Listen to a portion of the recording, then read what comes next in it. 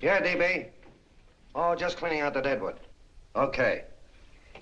Look, Mr. Connell, I just can't afford to be without work right now, not even for a day. I've got a mother and 2 kid sisters. More good luck telegrams.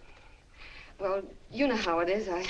I've just got to keep on working, see? Sorry, sister. I was sent down here to clean house. I told you I can't use your column anymore. It's lavender and no lace. Send those other people in. I'll tell you what I'll do. I get $30 a week. I'll take 25, 20 if necessary. I'll do anything you say. It isn't the money. We're after circulation. What we need is fireworks. People who can hit with sledgehammers. Start arguments. Oh, I can do that. I know this town inside out. Oh, give me a chance, All please. right, come in. Cashier's got your check. Who are these people? Gibbs, Furley, Cunningham, Giles. Hey, you sister. Don't forget to get out your last column before you pick up your check.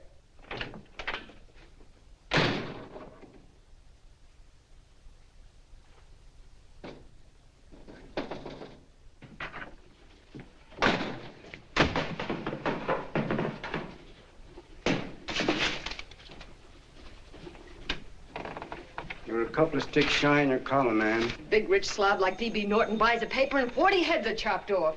Did you get it, too? Yeah. You too? Oh, Joe. Oh, I'm sorry, darling. Why don't we tear the building down? Before you do, Ann, perhaps you'd better finish this column. Yeah, lavender and old lace. Wait, Joe. Wait. Wants fireworks, huh? Okay.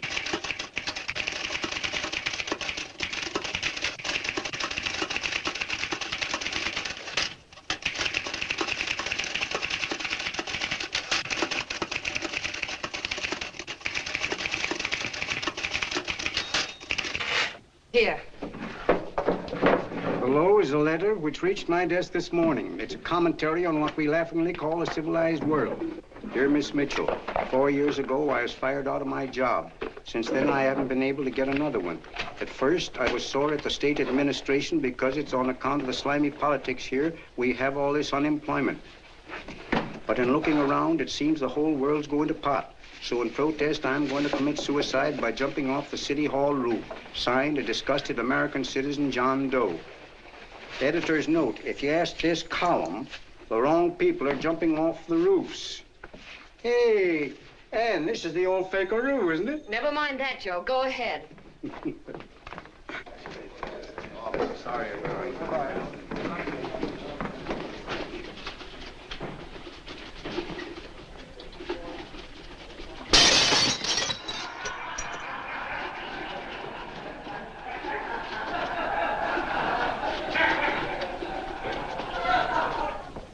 And it's because of the slimy politics that we have all this unemployment here. There it is. That's D.B. Norton's opening attack on the governor. Why, Jim, it's just a letter sent into a column. No, I can smell it. That's Norton. Good morning, gentlemen. Good morning, Governor. Good morning, Governor. You're rather early. Governor, did you happen to see this in a new bulletin? Yes. I had it served with my breakfast this morning. Jim thinks it's D.B. Norton at work. Of course it is. Oh, come, Jim. That little item, D.B. Norton does things in a much bigger way. This is his opening attack on you, Governor. Take my word for it. What did he buy a paper for? Why did he engage a high-pressure editor like Connell for? He's in the oil business. I tell you, Governor, he's after your scalp. All right, Jim, all right. Don't burst a blood vessel. I'll look into it. Will you get me Spencer of the Daily Chronicle, please? Yes, I saw it, Governor. And if you ask me, that's a phony letter. Why, that gagger's got whiskers on it. Okay, I'll get the mayor and maybe the Chamber of Commerce to go after them. Get Mayor Lovett on the phone. Sorry, the mayor's busy on the other phone. Yes, I know, Mrs. Brewster. It's a terrible reflection on our city. I've had a dozen calls already. Spencer of the Chronicle. Hold him. Just a minute. Yes, Mrs. Brewster. I'm listening. I insist that this John Doe man be found and given a job at once. Now, if something isn't done about it, I'll call out the whole auxiliary. Yes, and the junior auxiliary, too. We'll hold a meeting and see that it is. Yes, Spencer? Who? The governor? Well, what about me? It's my building he's jumping off of, and I'm up for re-election, too. What are you doing? Get Connell at the bulletin. Why, he's liable to go right past my window. Get me Connell. What was that? What? Out the window. Something just flew by. I didn't see anything. Well, don't stand there, you idiot. Go and look. Open the window. Oh, why did he have to pick on my building? Is there a crowd in the street? No, sir. Then maybe he's caught on a ledge. Look again. I think it must have been a seagull. A seagull? What's a seagull doing around the city hall? That's a bad omen, isn't it? Oh, no, sir. The seagull is a lovely bird. It's all right, Mrs. Brewster. It was just a seagull. Connell? Nothing's happened yet. No, I'm watching. Don't worry, Mrs. Brewster. Just leave it all to me. Spencer, I'll call you back. Hello, Connell? What are you doing? This is the mayor. Yes, Mayor Lovett. How many times are you going to call me? I've got everybody and his brother and sister out looking for him. Did you see the box I'm running? An appeal to John Doe. Think it over, John. Life can be beautiful, says Mayor. If you need a job, apply to the editor of this paper and so forth and so forth. Okay, Mayor, I'll let you know as soon as I have something. What? Well, pull down the blinds. Went up to Miss Mitchell's house, boss. Boy, she's in a bad way. Where is she? Hey, do you know something? She supports a mother and 2 kids. What do you know about that? Did you find her? No. Her mother's awful worried about her. When she left the house, she said she was going on a roaring drunk. The girl, I mean. Go out and find her. Sure. Hey, but the biggest thing I didn't tell you, her old man's Doc Mitchell. You know the doctor saved my mother's life and wouldn't take any money for it? You remember that. Okay, boss, I'll go and look for her. Holy smokes, Commissioner, you've had 24 hours. Okay, Hawkshaw, grab a pencil. Here it is again. About 5'5", brown eyes, light chestnut hair, and as fine a pair of legs as ever walked into this office. Did you want to see me? No. I've had the whole Army and Navy out searching for you because that's a game we play here every day. I remember distinctly being fired. That's right. But you have a piece of property that still belongs to this newspaper, and I'd like to have it. What's that? The letter. What letter? The letter from John Doe. Oh. The whole town's in an uproar. We've got to find him, and the letter's the only clue. There is no letter. We'll get a handwriting expert to... What? There is no letter. Say that again. There's no letter. I made it up. You made it up. Mm-hmm. You said you wanted fireworks. Don't you know there are 9 jobs waiting for this guy? 22 families want to board him free. 5 women want to marry him, and the mayor's practically ready to adopt him, and you... Just call the morgue, boss. He said there's a girl there. Shut up. Ann, say, why didn't you... Beanie. Only one thing to do, Hank. Drop the whole business quickly. How? Run a story. Say John Doe was in here and is sorry he wrote the letter and... That's right. They've got it, sure. He came in here, and I made him change his mind. Bulletin editor saves John Doe's life. Why, it's perfect. I'll have Ned write it up. Oh, Ned, I got a story I want you to... Wait a minute. Listen, you great, big, wonderful genius of a newspaper man. You came down here to shoot some life into this dying paper, didn't you? Well, the whole town's curious about John Doe, and boom, just like that, you're going to bury him. There's enough circulation in that man to start a shortage in the ink market. In what man? John Doe. What John Doe? John Doe, the one I made up. Look, genius, now look. Suppose there was a John Doe and he walked into this office. What would you do? Find him a job and forget about the whole business, I suppose, huh? Not me. I'd make a deal with him. A deal? Sure, when you get hold of a stunt that sells papers, you don't drop it like a hot potato. Well, this is good for at least a couple of months. You know what I'd do? Between now and, let's say, Christmas when he's going to jump, I'd run a daily on. Starting with his boyhood, his schooling, his first job. A wide-eyed youngster facing a chaotic world. The problem of the average man, of all the John Does in the world. Now, then comes the drama. He meets discouragement. He finds the world his feet of clay. His ideals crumble, so what does he do? He decides to commit suicide and protest against the state of civilization. He thinks of the river, but no, he has a better idea. The city hall. Why? Because he wants to attract attention. He wants to get a few things off his chest, and that's the only way he can get himself heard. So? So he writes me a letter, and I dig him up. He pours out his soul to me. And from now on, we quote, I protest by John Doe. He protests against all the evils in the world. The greed, the lust, the hate, the fear. All of man's inhumanity to man. Arguments will start. Should he commit suicide or should he not? People will write in pleading with him. But no, sir. John Doe will remain adamant. On Christmas Eve, hot or cold, he goes. See? Very pretty. Very pretty indeed, Miss Mitchell. But would you mind telling me who goes on Christmas Eve? John Doe. What John Doe? The one we hire for the job, you lunkhead. Wait a minute. Let me get this through this lame brain of mine. Are you suggesting we go out and hire someone to say he's going to commit suicide on Christmas Eve? Is that it? Well, you're catching on. Who, for instance? Anybody. Beanie'll do. Why, sure. Who, me? Jump off a... Oh, no, any time at Christmas. I'm superstitious.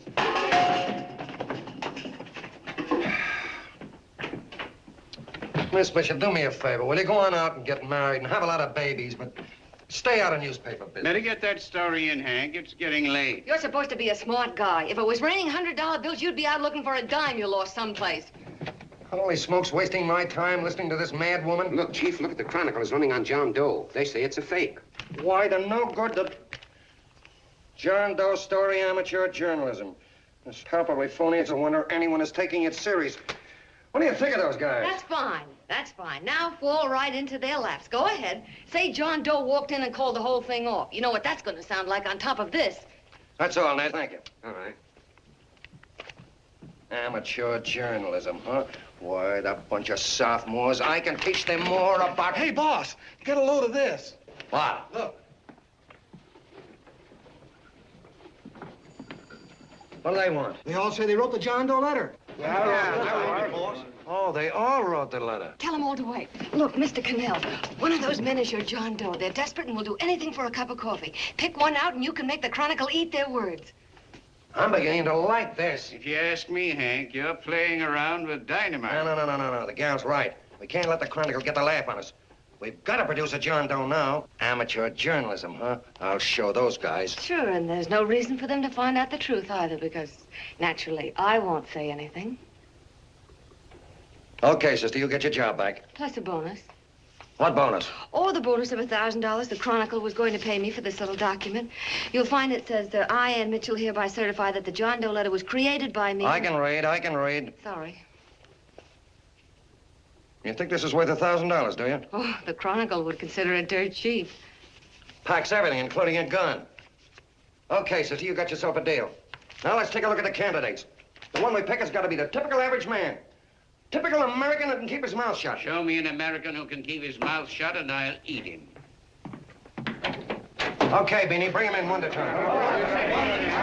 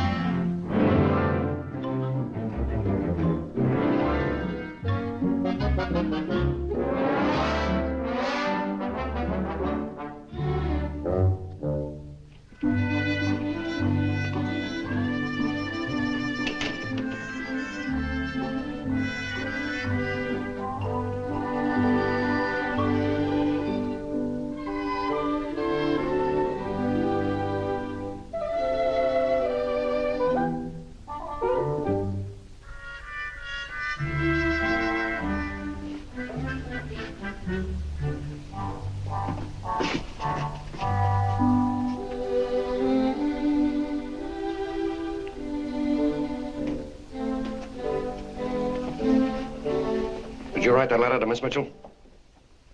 No, I didn't. What are you doing up here, then? Well, the paper says there were some jobs around loose. Thought there might be one left over. Had any schooling? Yeah, a little. What do you do when you work? I used to pitch. Baseball? Yeah. So my wing went bad. Where'd you play? Bush leagues, mostly. How about family? Got any family? No. Oh, just traveling through, huh? Yeah. Me and a friend of mine. He's outside. Looks all right. It's perfect. A baseball player. What could be more American? Wish he had a family, though. Be less complicated without a family. Look at that face. It's wonderful. They'll believe him. Come on. What's your name? Willoughby. John Willoughby. Long John Willoughby, they called me in baseball. Would you like to make some money? Yeah. Maybe. Would you be willing to say you wrote that letter and stick by it? I get the idea. Yeah. Maybe. That's our man. He's made to order. I don't know. He don't seem like the kind of a guy that'd fall in line. When you're desperate for money, you do a lot of things, Mr. Connell. He's our man, I tell you. He's fainted. Come on, Get the water quickly. Hurry up, Pop. Oh. Right here, sit down. You all right? Yeah, I'm all right. How many is that, 6?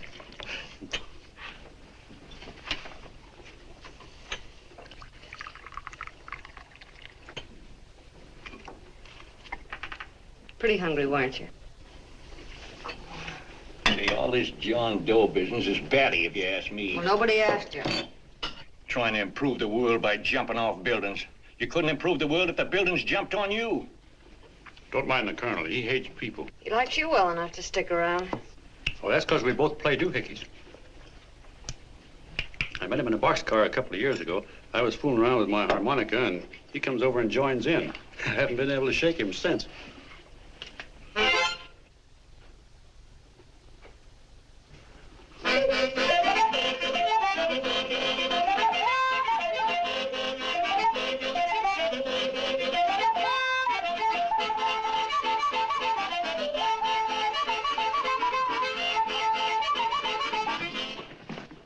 Here he is. No, you can't take pictures of him like that, eating a sandwich and with a beard. But he's going to jump off a building. Yes, but not because he's out of a job. That's not news. This man's going to jump as a matter of principle. Well, maybe you're right. We'll clean him up and put him in a hotel room under bodyguards. We'll make a mystery out of him. Did you speak to Mr. Norton? Thinks it's terrific. Says for us to go the limit. Wants us to build a bonfire under every big shot in the state. Oh, swell. Is that the contract? Yeah. What's he doing here? Friend of his. They play duets together. Duets? But can we trust him? Oh. I trust him. Oh, you trusted me. Well, that's fine. I suppose he trusts you, too. Oh, stop worrying. He's all right. Okay, but we don't want more than a couple of hundred people in on this thing. Now, the first thing I want is an exact copy of the John Doe letter in your own handwriting. I've got it already. Here. No, that's fine. Now, I want you to sign this agreement. It gives us an exclusive story under your name, day by day, from now until Christmas. On December 26th, you get one railroad ticket out of town. And the bulletin agrees to pay to have your arm fixed. That's what you want, isn't it? Yeah, but it's got to be by Bonesetter Brown. Okay, Bonesetter Brown goes. Here, sign it. Meanwhile, here's $50 spending money. That's fine. Beanie? Yes, boss. Take charge of him. Get him a suite at the Imperial and hire some bodyguards. Yeah, and some new clothes, Beanie. You think we better have him to louse? Yeah. Both of them? Yes, both of them, but don't let them out of your sight. Hey, Beanie, gray suit, huh? Yeah. Okay, fellas.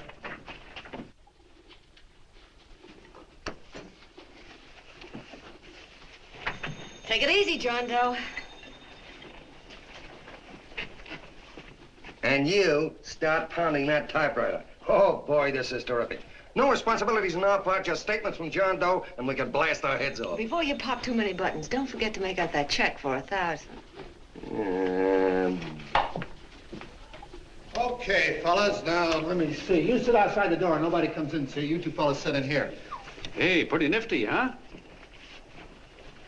You ain't gonna get me to stay here. Sure you are. No, sir. That spot under the bridge where we slept last night's good enough for me. Say, what'll I do with this baggage? Go stick him in the bedroom. Give me mine. I ain't staying. You know, we were headed for the Columbia River country before all this John Doe business came up. You remember that, don't you? Sure, I remember. Say, did your ears pop coming up in the elevator? Mine did. All along, John. I tell you, it's no good. You're gonna get used to a lot of stuff that's gonna wreck you. Why, that $50 in your pocket's beginning to show up on you already. And don't pull that on me, neither. Stop worrying, Colonel. I want to get my arm fixed out of this. Hey, here's some cigars the boss sent us. Have one. Hey, Help cigars. yourself. No.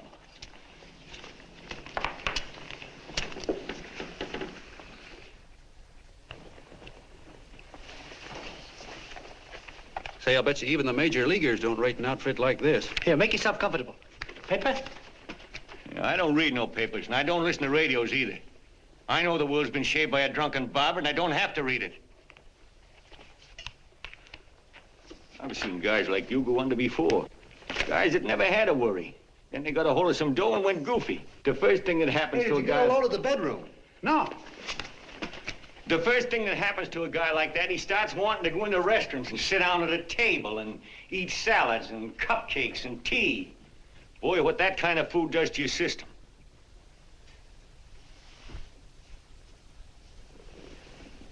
The next thing the dope wants is a room. Yes, sir, a room with steam heat and curtains and rugs. And before you know it, he's all softened up and he can't sleep unless he has a bed.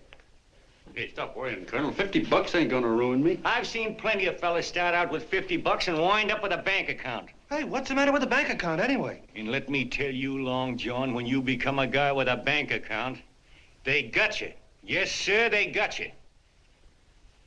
Who's got him? The helots. Who? Hey, there's the City Hall tower I was supposed to jump off of. It's even higher than this. Who's got him? The helots. Woo! Hey, wait a minute! You're not supposed to jump till Christmas Eve. Do you want to get me in a jam? If it's going to get you in the jam, we'll do you a favor. I won't jump. And when they got you, you got no more chance than a road rabbit. Hey, who'd you say was going to get him? Say, is this one of those places where you ring if you want something? Yeah, just use the phone. Boy, I've always wanted to do this. Hey, Doc, look. Look, Doc. Give me that again, will you? Who's going to get him? The helots. Who are they? Listen, Sucky, you ever been broke? Sure, mostly often. All right. You're walking along. Not a nickel in your jeans. You're free as the wind. Nobody bothers you. Hundreds of people pass you by in every line of business. Shoes, hats, automobiles, radios, furniture, everything. And they're all nice, lovable people. And they let you alone. Is that right? Then you get a hold of some dough, and what happens? All those nice, sweet, lovable people become helots. A lot of heels. They begin creeping up on you, trying to sell you something. They get long claws, and they get a stranglehold on you. And you squirm, and you duck, and you holler, and you try to push them away, but you haven't got a chance. They got you. First thing you know, you own things. A car, for instance. Now your whole life is messed up with a lot more stuff. You get license fees, and number plates, and gas, and oil, and taxes, and insurance, and identification cards, and letters, and bills, and flat tires, and dents, and traffic tickets, and motorcycle cops, and courtrooms, and lawyers, and fines, and 1,000,001 other things. And what happens? You're not the free and happy guy you used to be. You gotta have money to pay for all those things. So you go after what the other fellas got. And there you are. You're a helot yourself.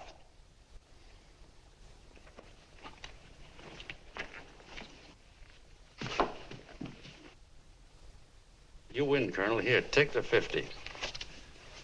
Go out and get rid of it. You bet I will, just as fast as I can. I'm gonna get some canned goods, a fishing rod, and the rest I'm gonna give away. Give away? Hey, get me a pitcher's glove. I gotta get some practice.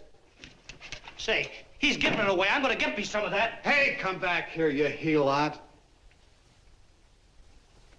Well, you send up 5 hamburgers with all the trimmings, 5 chocolate ice cream sodas, and 5 pieces of apple pie. No, apple with cheese. Yeah, thanks.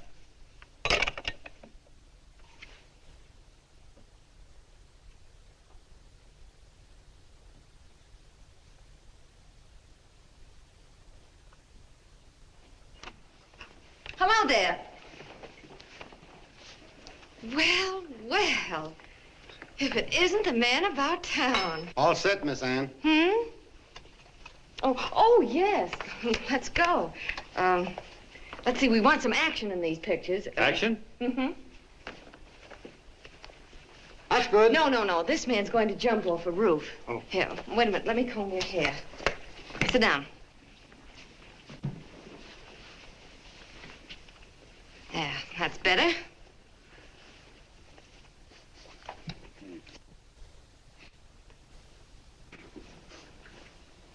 You know, he's got a nice face, hasn't he? Yeah, he's pretty. Here, sit down. Quiet, egghead. All right, now a serious expression. Can't. I'm feeling too good. Oh, come on now. This is serious. You're a man disgusted with all of civilization.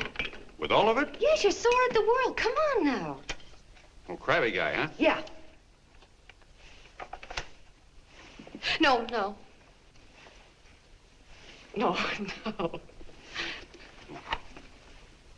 No, look. You don't have to smell the world. Well, all those guys in the picture Never mind those guys. All right, stand up. Now, let's see what you look like when you protest. Against what? Against anything, just protest. You got me. Oh, look, I'm the umpire, and you just cut the heart of the plate with your fast one, and I called it a ball. What would you do? Oh, you did, huh? Yeah. Why can't you call him right, you boneheaded... Grab it, Eddie, grab it!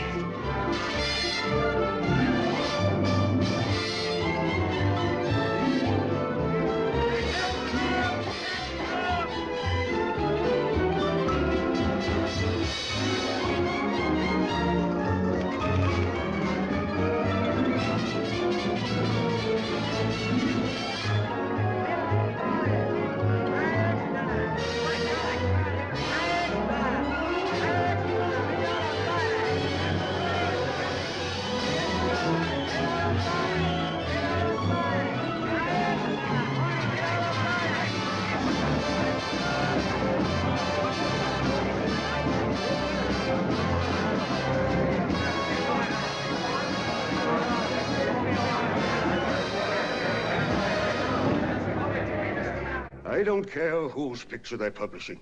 I still say that this John Doe person is a myth, and you can quote me on that. And I'm going to insist on his being produced for questioning.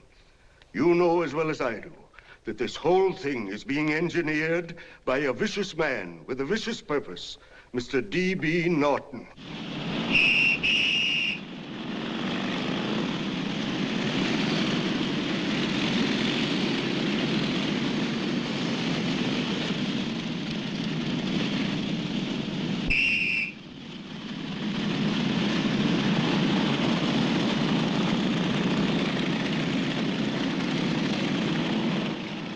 Mandell and Miss Mitchell are at the house, sir. Oh, they are? All right. Come on. Personally, I think it's just plain stupidity to drop it. Now, you should see his fan mail. Thousands. Why, it's going over like a house afire. What are you afraid of, Connell? It's doubled our circulation. Yeah, but it's got everybody sore. Ads are being pulled. The governor's starting a libel suit. What's more, they all know John Doe's a phony, and they insist on seeing Well, what about it? Let them see him. We'll go on one better. They can also hear him. You own a radio station, Mr. Norton. Why not put him on the air? Watch out for this damn DB. She'll drive you batty. Oh, Look, what? we can't let him get to this Bush League pitcher and start popping him. Good night. Now, tell him what that screwball might do. I walk in yesterday, here he is, standing on a table with a fishing pole, fly casting. Take my advice and get him out of town before this thing explodes in our faces. If you do, Mr. Norton, you're just as much of a dumb cluck as he is. Excuse me. No, you got yourself a meal ticket and you hate to Sure, let it's go. a meal ticket for me, I admit it, but it's also a windfall for somebody like Mr. Norton who's trying to crash national politics. That's what you bought the newspaper for, isn't it? You want to reach a lot of people, don't you? Well, put John Doe in the air and you can reach 130 million of them. He can say anything he wants and they'll listen to him. All right, we'll forget the governor and the mayor and all the small fry like that. This can arouse national interest. If he made a hit around here, he can do it every place else in the country. And you'll be pulling the strings, Mr. Norton. Go down to the office and arrange for some radio time. Well, DB, you're not going to as fall. soon as possible. Okay. I just came in to get warm myself. Come on, let's go. Don't you go. I want to talk to you.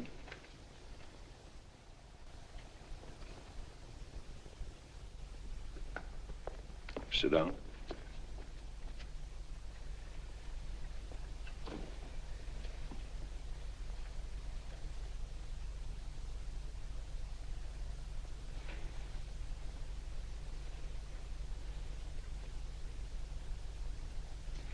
Hey, this John Doe idea was yours, huh?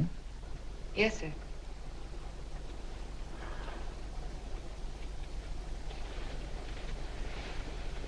How much money do you get? $30. $30. Well, what are you after? I mean, what do you want? A journalistic career? Money. Money? Well, I'm glad to hear somebody admit it.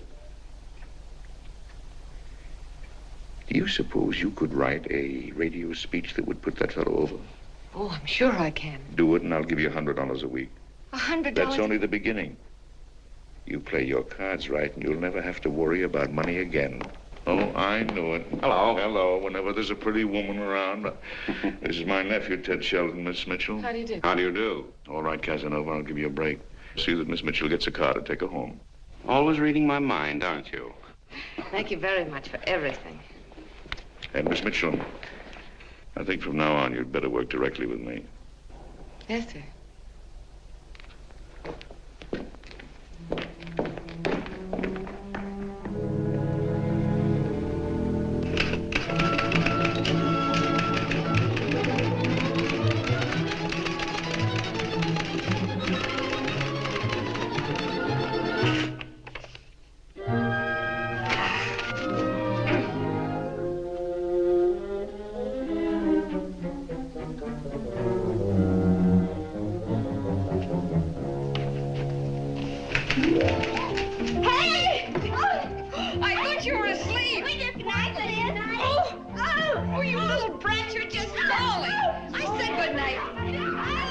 Come, children. It's past your bedtime. Go on, Mama. Come on. Now, scooch off Stick your fork through me. I'm done. I'll never get this speech right. Oh, yes, you will, Ann, dear. You're very clever. Yeah, I know. What are you looking for? Your purse, I need $10. What for? I gave you 50 just the other day. Yes, I know, dear, but Mrs. Burke had her baby yesterday. 9 pounds. And there wasn't a thing in the house. And then the community chest lady came. And the 50's all gone, huh? Who's the 10 for? The Websters. The Websters. You remember those lovely people your father used to take care of. I thought I'd buy them some groceries. Oh, Anne, dear, it's a shame those... You're marvelous, Ma. You're just like Father used to be. Do you realize a couple of weeks ago we didn't have enough to eat ourselves? Well, yes, I know, dear, but these people are in such need. And we have plenty now. If you're thinking of that $1,000, forget it. It's practically all gone. We owed everybody in town. Now, you just gotta stop giving all your money away. Oh, Anne, dear. Oh, I'm sorry, Ma. Oh, don't pay any attention to me. I guess I'm just upset about all this. Gee whiz, here I am with a great opportunity to get somewhere, to give us security for once in our lives, and I'm stuck. If I could put this over, your Mrs. Burke can have 6 babies. You mean this speech you're writing? Yeah, I don't know. I simply can't get it to gel. I created somebody who's going to give up his life for a principle. Hundreds of thousands of people are going to listen to him over the radio. And unless he says something that's sensational, it's just no good. Well, honey, of course, I don't know what kind of a speech you're trying to write, but judging from the samples I've read, I don't think anybody will listen. What? Darling, there's so many complaining political speeches. People are tired of hearing nothing but doom and despair on the radio. If you're going to have him say anything, why don't you let him say something simple and real, something with hope in it? If your father were alive, he'd know what to say. Oh, yeah. Father certainly would. Wait a minute.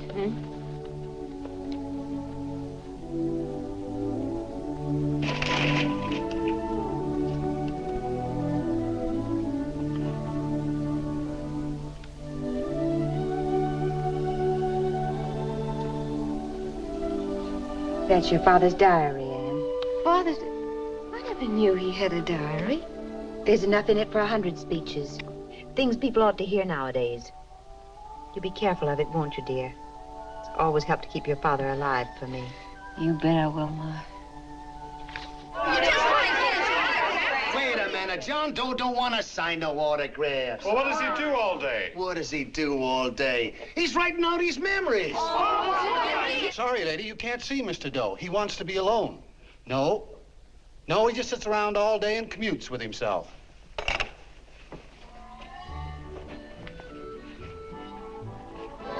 Boom!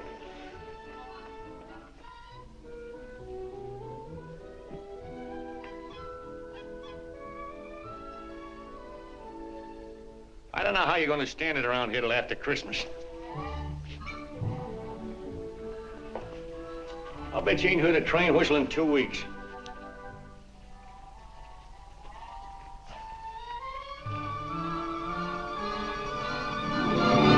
Steve, right!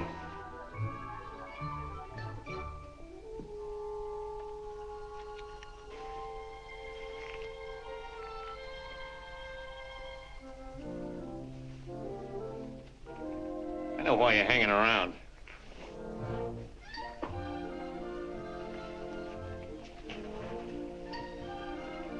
You're stuck on the girl. That's all a guy needs, is to get hooked up with a woman.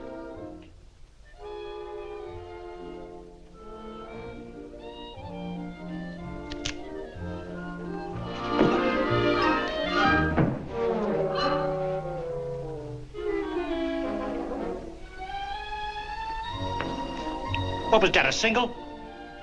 First baseman dropped the ball. Butterfingers. Tough luck, pal.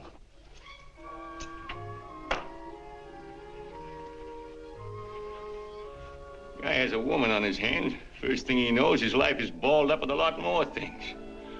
Furniture and...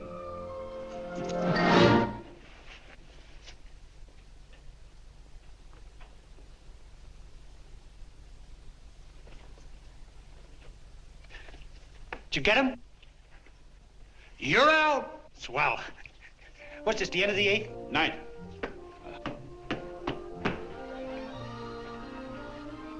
Hey, Beanie, there's a couple of mugs from the Chronicle snooping around out here. Huh. Come on, Angel Face. Gangway. What's the score, Angel Face? 3-2, our favor. Gee, that's great.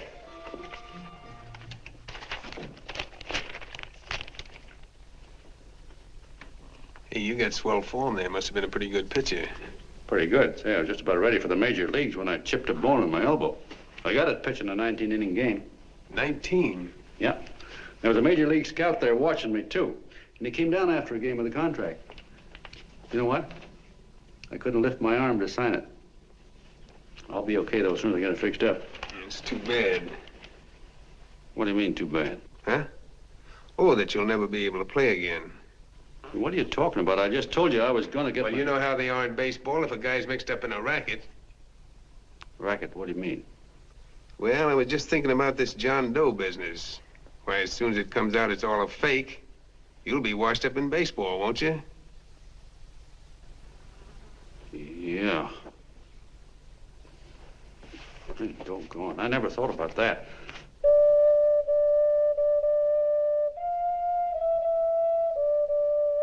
Gosh.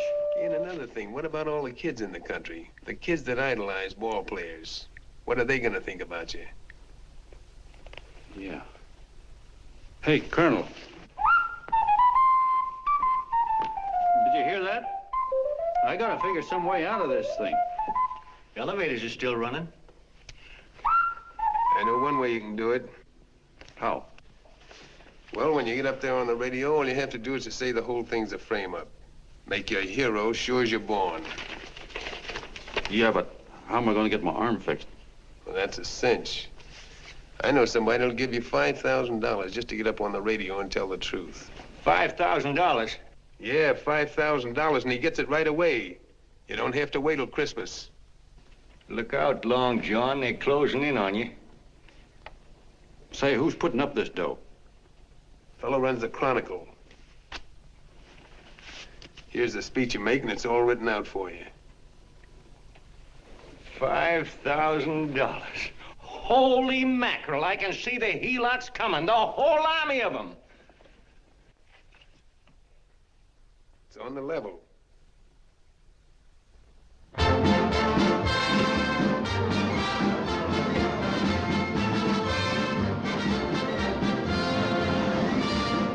No, I'm sorry. Tickets for the broadcast are all gone. Phone the bulletin. Sorry, no more tickets left.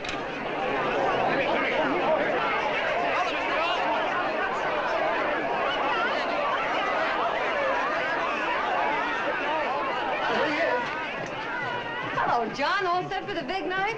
Swell. Turn around.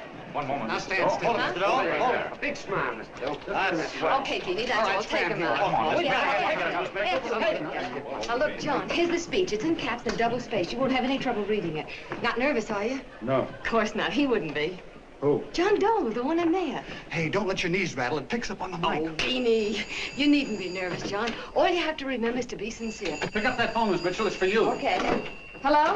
Yes, Mother. Oh, thank you, darling. Oh, there he is, the poor dear man. Oh, good luck to you, Mr. Doe. We want you to know that we're all for you. The girls all decided that you're not to jump off any roof at all. Oh, we'll stop it. You got the speech I gave you? Yeah. Now, look. I'll give this money to the colonel just as soon as you get started. We'll have a car waiting at the side entrance for you. Okay. How'd you get in here? Huh? Oh, I just came in to wish him Come luck. on, out. Mother says good luck, too. John, when you read that speech, please believe every word of it. He's turned out to be a wonderful person, John. Who? John Doe, the one in the speech. Oh. You know something? I've actually fallen in love with him.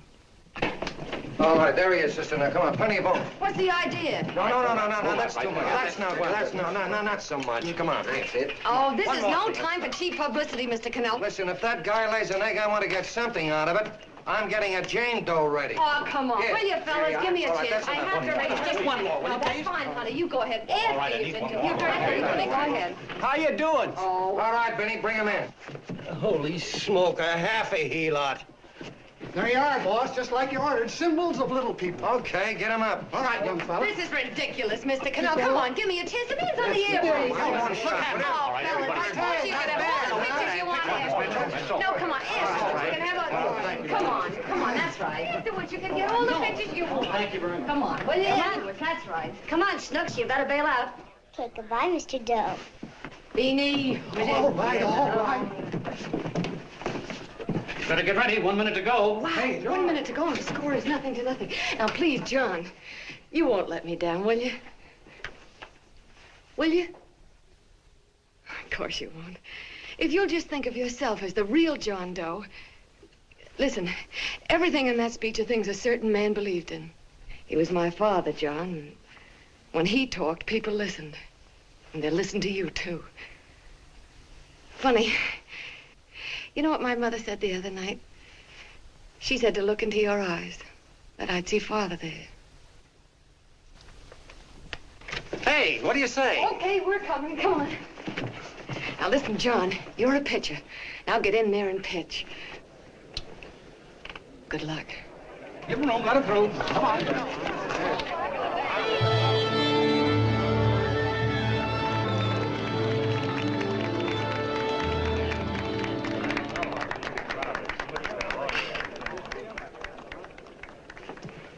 Hey, let's get out of here. There's the door right there. Hey, what are you doing here? That's what I'd like to know. Come on, out. Hey, he's a friend of mine. Never mind, let him alone. He's all right. I'll be right over there pulling for you.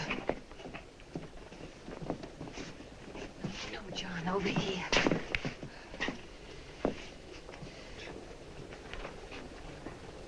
Stand by.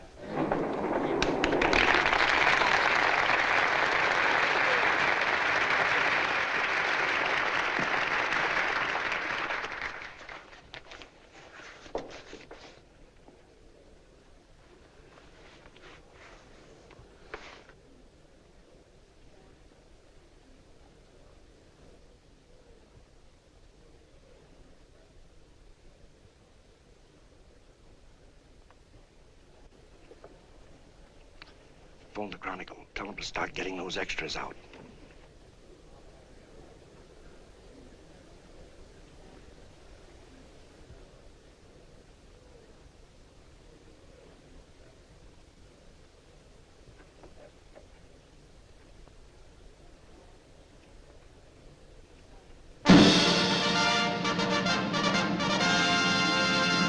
And good evening, ladies and gentlemen. This is Kenneth Fry speaking for the New Bulletin. Tonight we give you something entirely new and different. Standing beside me is the young man who has declared publicly that on Christmas Eve he intends to commit suicide, giving as his reason, quote, "I protest against the state of civilization," end quote. Ladies and gentlemen, the New Bulletin takes pleasure in presenting the man who is fast becoming the most talked of person in the whole country, John Doe.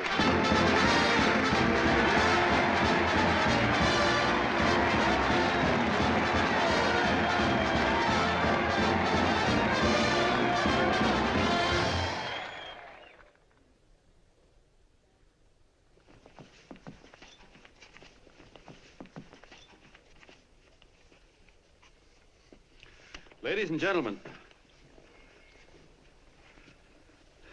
I am the man you all know as John Doe. I took that name because it seems to describe the average man. And that's me. And that's me. Well, it was me before I said I was going to jump off the city hall roof at midnight on Christmas Eve. Now I guess I'm not average anymore. Now I'm getting all sorts of attention. From big shots, too. We've been double-crossed. The mayor and the governor, for instance. They don't like those articles I've been writing. You're an imposter, young fellow. That's a pack of lies you're telling. Who wrote that speech for you? Baby, get that gun. Hey, kid.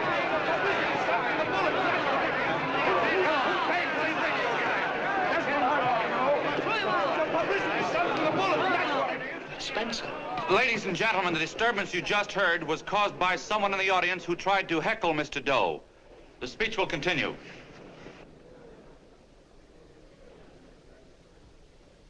Well, people like the governor and that fella there can stop worrying. I'm not going to talk about them. I'm going to talk about us, the average guys, the John Does.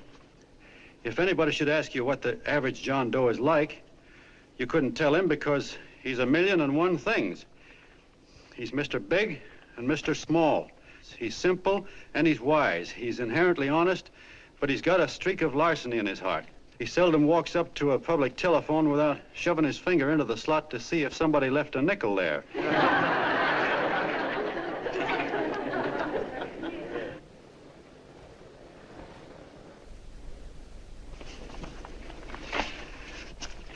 He's the man the ads are written for. He's a feller everybody sells things to.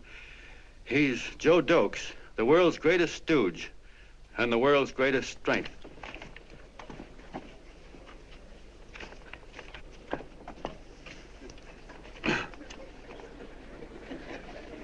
Yes, sir. Yes, sir, we're a great family, the John Does.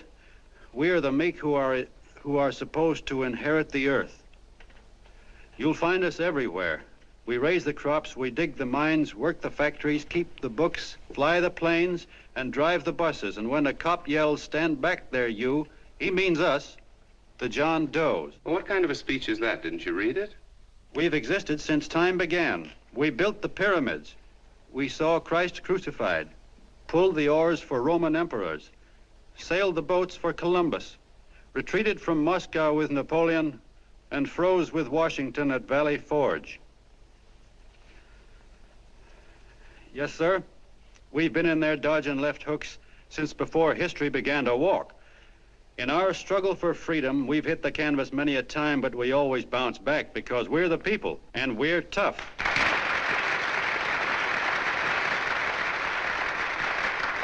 They've started a lot of talk about free people going soft, that we can't take it. That's a lot of hooey. A free people can beat the world at anything, from war to tiddlywinks, if we all pull in the same direction.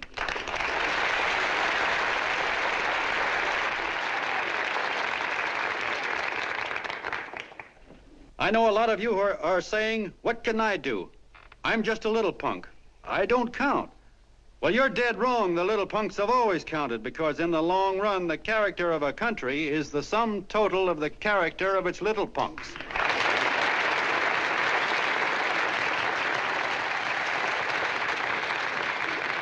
But we've all got to get in there and pitch. We can't win the old ball game unless we have teamwork.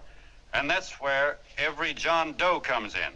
It's up to him to get together with his teammate. And your teammate, my friends, is the guy next door to you. Your neighbor. He's a terribly important guy, that guy next door. You're going to need him, and he's going to need you, so look him up. If he's sick, call on him. If he's hungry, feed him. If he's out of a job, find him one. To most of you, your neighbor is a stranger, a guy with a barking dog and a high fence around him. Now, you can't be a stranger to any guy that's on your own team. So tear down the fence that separates you.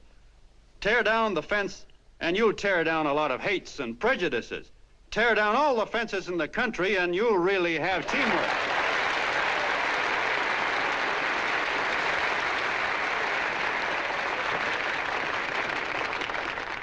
I know a lot of you are saying to yourselves, "He's asking for a miracle to happen. He's expecting people to change all of a sudden." Well, you're wrong. It's no miracle. It's no miracle because I see it happen once every year, and so do you, at Christmas time. There's something swell about the spirit of Christmas, to see what it does to people, all kinds of people. Now, why can't that spirit, that same warm Christmas spirit, last the whole year round? Gosh, if it ever did, if each and every John Doe would make that spirit last 365 days out of the year, we'd develop such a strength, we'd create such a tidal wave of goodwill that no human force could stand against it. Yes, sir, my friends. The meek can only inherit the earth when the John Does start loving their neighbors. You better start right now. Don't wait till the game is called on account of darkness. Wake up, John Doe. You're the hope of the world.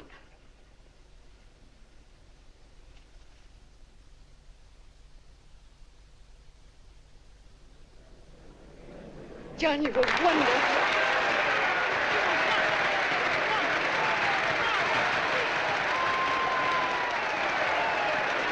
Let's get out of here. Now you're talking.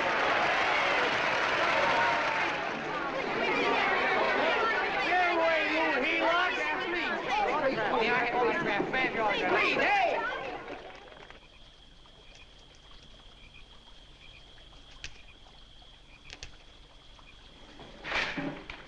I knew you'd wake up sooner or later. Boy, am I glad we got out of that mess. I had the $5,000 sewed up. Could have been on my way to old Doc Brown. You're a pitcher, John, she says. Now, go in there and pitch. What a sucker. Yeah, she's a heel-out just like the rest of them. It's lucky you got away from her. What was I doing up there making a speech anyway? Me, huh? Geez, the more I think about it, the more I could... Tear down all the fences. Why, if you tore one picket off of your neighbor's fence, he'd sue you. $5,000 had it right in my hand. What do you mean he ran away? Well, go after him, find him. That man is terrific.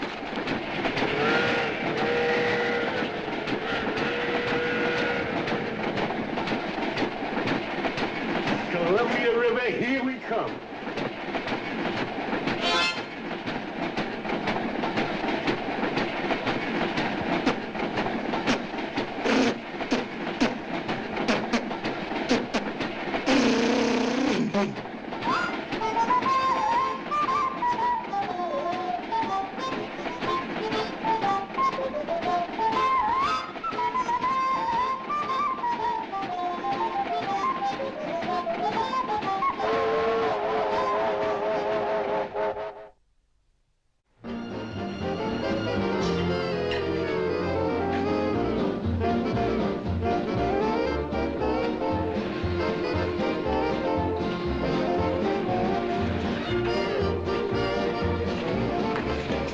Jitterbugs.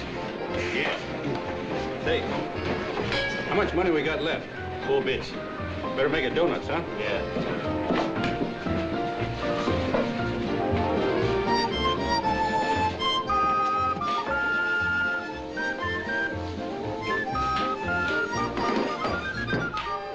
What'll it be, gents?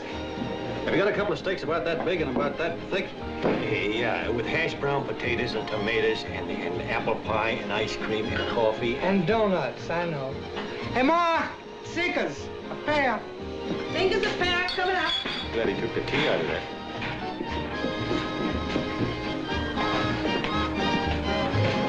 Hey, look. Join the John Doe Club. John Doe Club.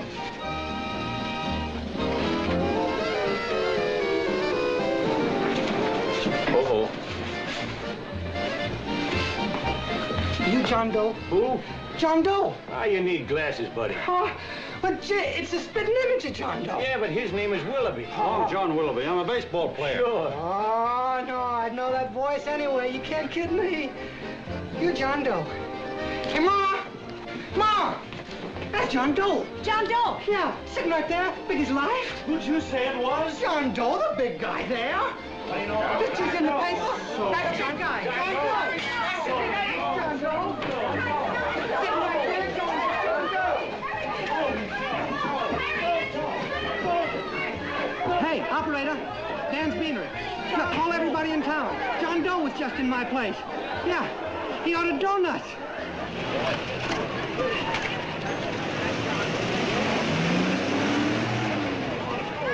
John Doe. Let's see John Doe.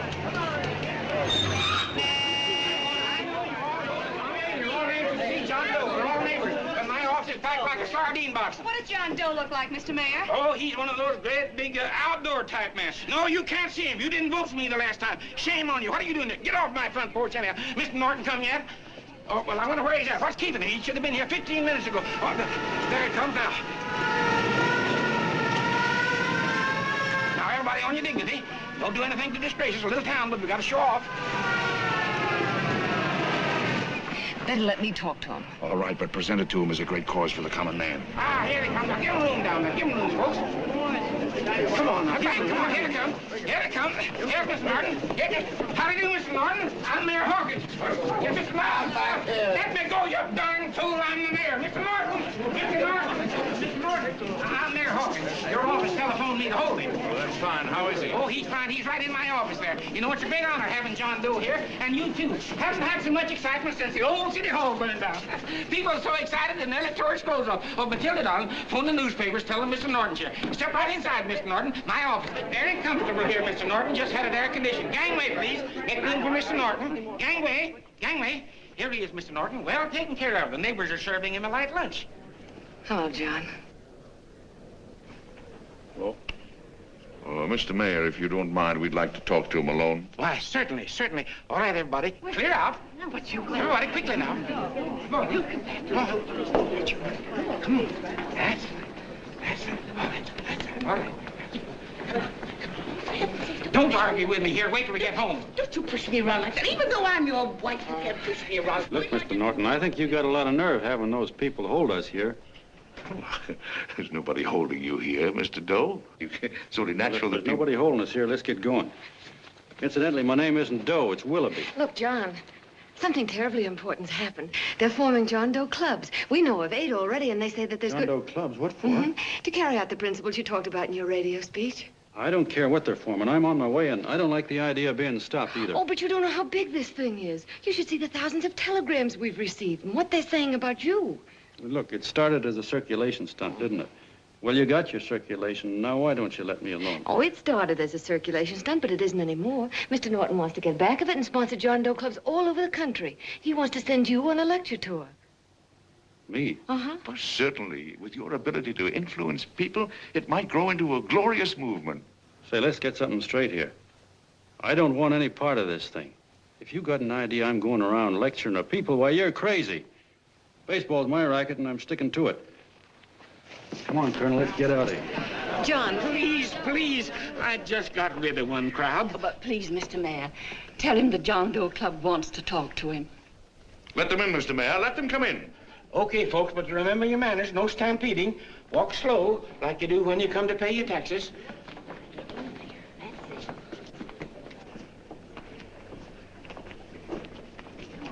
Okay. All right, give me a chance. Come right in. My name's Bert Hansen, Mr. Doe. I'm the head soda jerker at Schwabacker's drugstore. Well, sir, you see, me and my wife, we heard your broadcast, and we got quite a bang out of it, especially my wife. Kept me up half the night saying, that man's right, honey. The trouble with the world is nobody gives a hoot about his neighbor.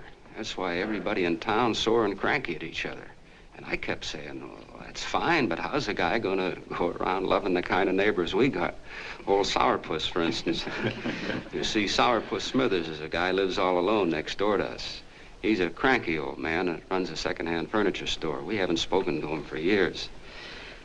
I always figured he was an ornery old gent that hated the world because he was always slamming his garage door and playing the radio so loud he kept half the neighbors up. Well, anyway, the next morning, I'm out watering the lawn, and I look over, and there's Sourpuss on the other side of the hedge straightening out a dent in his fender.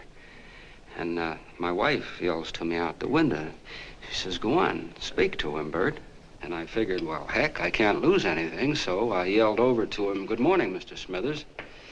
He went right on pounding his fender. Was I burned? So I turned around to give my wife a dirty look, and she said, louder, louder, he didn't hear you. So in a voice you could have heard in the next county, I yelled, good morning, Mr. Smithers. Well, sir, you could have knocked me over with a feather. Old Sourpuss turned around, surprised-like, and he put on a big smile, came over and took my hand like an old lodge brother, and he said, good morning, Hansen. I've been wanting to talk to you for years, only I thought you didn't like me. And then he started chatting away like a happy little kid, and he got so excited his eyes all... Well, Mr. Doe, before we got through, I found out Smithers is a swell egg, only he's pretty deaf, and that accounts for all the noises. And he says it's a shame how little we know about our neighbors. And then he got an idea, and he said, how's about inviting everybody someplace where we can all get together and know each other a little better? Well, I'm feeling so good by this time, I'm ripe for anything. So Smithers goes around the neighborhood inviting everybody to a meeting at the schoolhouse, and I tell everybody that comes in the store, including Mr. Schwabacker, my boss. I'm talking too much. Well, I'll be doggone if over 40 people don't show up. Of course, none of us knew what to do, but we sure got a kick out of seeing how glad everybody was just to say hello to one another. Tell him about making Sourpuss chairman. Oh, yeah, we made Sourpuss chairman and decided to call ourselves the John Doe Club. And say, incidentally, this is my wife. Come here, honey. This is my wife, Mr. Doe. How do you do, Mr. Doe? Sourpuss is here, too. Oh, is he? This is Sourpuss, or excuse me, Mr. Smithers, Mr. Doe. That's all right. If you didn't call me Sourpuss, it wouldn't feel natural. Well, anyway, I guess nearly everybody in the neighborhood came except the Delaney's. The Delaney's live in a big house with an iron fence around it, and they always keep their blinds drawn. And we always figured that he was just an old miser that sat back counting his money, so why bother about inviting him? Until Grimes, the milkman, spoke up and he said, say, you've got the Delaney's all wrong. And then he tells us about how they canceled their milk last week and how when he found a note in the bottle, he got kind of curious-like and he sort of peeked in under the blinds and found the house was empty. If you ask me, he says, they're starving. Old man Delaney has been bringing his furniture over to my place at night, one piece at a time, and selling it. Yeah. And, well, sir, a half dozen of us ran over there to fetch him, and we brought him to the meeting. And what a reception they got. Why, everybody shook hands with him and made a fuss over him, and, well, finally, Mr. and Mrs. Delaney just sat right down and cried. And then we started to find out about a lot of other people. Yeah, sure. Well, you know Grubel, for instance. Grubel's here. See? Yeah, that's a... Of course, you don't know Grubel, but he's the man that everybody figured was the worst no-account in the neighborhood because he was living like a hermit and nobody would have anything to do with him. That isn't Little Murphy. The postman told us the truth. Why, Grubel, he says, he lives out of garbage cans because he won't take charity, because it'd ruin his self-respect, he says. Just like you said on the radio, Mr. Doe. Well, sir, about a dozen families got together and gave Grubel a job watering their lawns. Isn't that wonderful? And then we found jobs for 6 other people, and they've all gone off for leave. Yeah, and my boss, Mr. Schwabacker, made a job in his warehouse for old man Delaney. And he gave you that $5 raise. Yeah, wasn't that swell? Why, Bert, I feel slighted. I'd like to join, but nobody asked me. I'm sorry, Mayor, but we voted that no politician could join. Just the John Does of the neighborhood, because you know how politicians are. Well, the reason we wanted to tell you this, Mr. Doe, was just to give you an idea of what you started. And from where I'm sitting, I don't see any sense in you jumping off any building. No. And, well, thank you for listening. Goodbye, Mr. Doe. You're a wonderful man, and it strikes me you can be mighty useful walking around for a while. Hey, goodbye, Mr. Doe. Goodbye, Mr. Doe.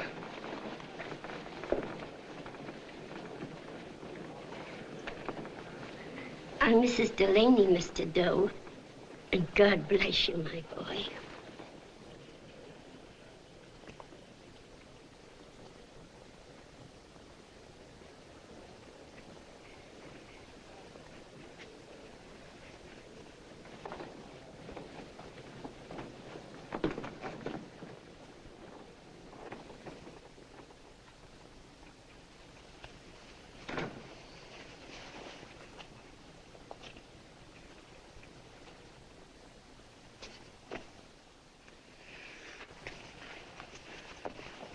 Gee whiz, I'm all mixed up.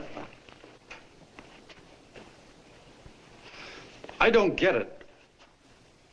Look, all those swell people think I'm going to jump off a building or something. I never had any such idea.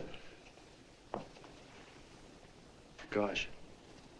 The fellow'd have to be a mighty fine example himself to go around telling other people how to... Say, look, what happened the other night was on account of Miss Mitchell here. She wrote the stuff. Don't you see what a wonderful thing this can be? But we need you, John. You're hooked. I can see that right now. They got you. Well, I'm through. For 3 years, I've been trying to get you up to the Columbia River country. First, it was your glass arm. Then it was the radio. And now it's the John Doe clubs. Well, I ain't waiting another minute. Gangway, you helots.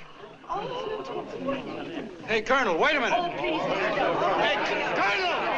I want you personally to go along with John Doe and Miss Mitchell and handle the press and the radio. Me? Yes, I don't want to take any chances. And Johnson. Yes, Stevie? Your crew will do the mop-up job. They'll follow John Doe into every town, see that the clubs are properly organized and the charters issued. Right.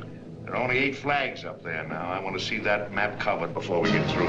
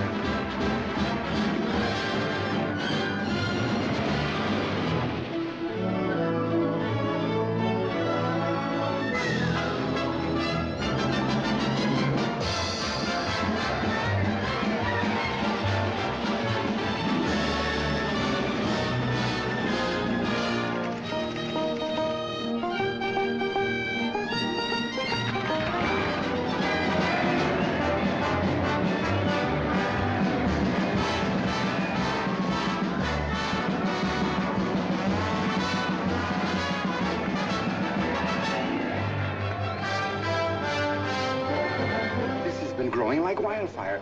If they made demands, I'd understand it. But the John Does ask for nothing.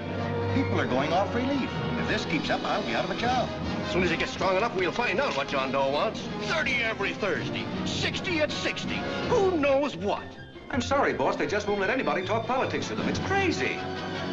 We've got to get to them. They represent millions of voters.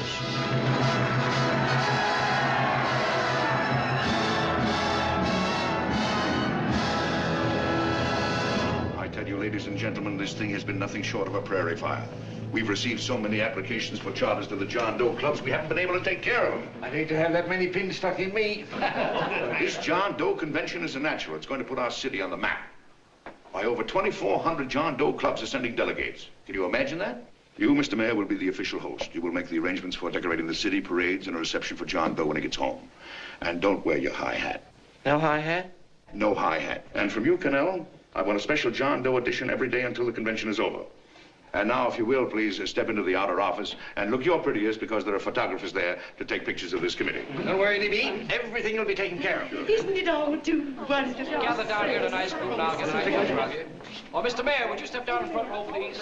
You ladies get close to him. That's it. Well, I don't get it. Get what? Look, DB, I'm supposed to know my way around. This John Doe movement has cost you a fortune. Now, this convention is going to cost plenty. Well? Well, I'm stuck with 2 and 2, and I'm a sucker if I can make 4 out of it. Where do you come in? You'll have the satisfaction of knowing that my money has been spent for a worthy cause. I see. I better stick to running the paper, huh? I think maybe you better had. And Connell, I'd like to have the John Doe contract, all the receipts for the money we advanced him with the letter Miss Mitchell wrote, for which I gave her $1,000. Yes, sure. Well, we leave for the airport. Half an hour. Is that Johnny boy's room? Better hustle him up. He'll be ready on time. He's packing. Ah, good. Did you see his picture on the cover of Time? Yeah. I gotta give you credit, Annie girl. I've handled a good many big promotions in my time. Everything from a World's Fair to a channel swimmer. But this one has certainly got me spinning. And now a John Doe convention. Wow. Say, if you could only get him to jump off the City Hall roof on Christmas Eve, I'd guarantee you 500,000 people there. Charlie. Hmm? What do you make of him? Oh, Johnny boy? Well, I don't know what angle you want, but I'll give it to you quick. Number 1, he's got great yokel appeal, but he's a nice guy. Number 2, he's beginning to believe he really wrote that original suicide letter that you made up. Number 3, he thinks that you're Joan of Arc or something. Yeah, I know. Number 4, well, you know what number 4 is. He's nuts about you. Yeah, it's running out of his ears. You left out number 5. We're all heels, me especially. Holy smoke. Come in.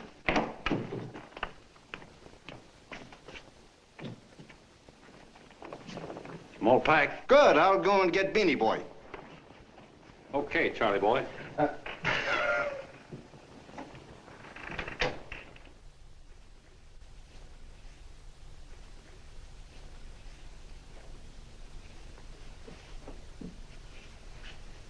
Can I help you pack?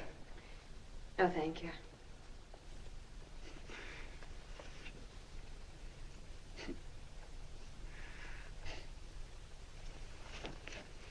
Do you care if I sit down out here? No.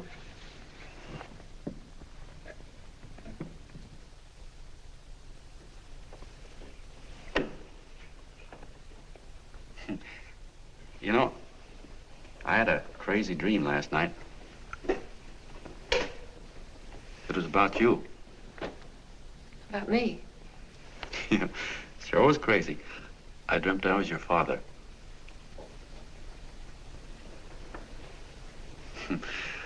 There was something I was trying to stop you from doing. So I got up out of bed and I walked right through the wall here, right straight into your room. You know how dreams are. And there you were in bed. But you're a little girl, you know, about 10. And very pretty, too. So I shook you, and the moment you opened your eyes, you hopped out of bed and started running like the devil in your nightgown. You ran right out the window there, and you ran out over the tops of buildings and roofs and everything for miles. And I was chasing you. And all the time you were running, you kept growing bigger and bigger and bigger, and pretty soon you were as big as you are now, you know, grown up. And all the time I kept asking myself, what am I chasing her for? And I didn't know. Isn't that a hot one? Well, anyway, you ran into some place, and then I ran in after you, and when I got there, there you were, getting married.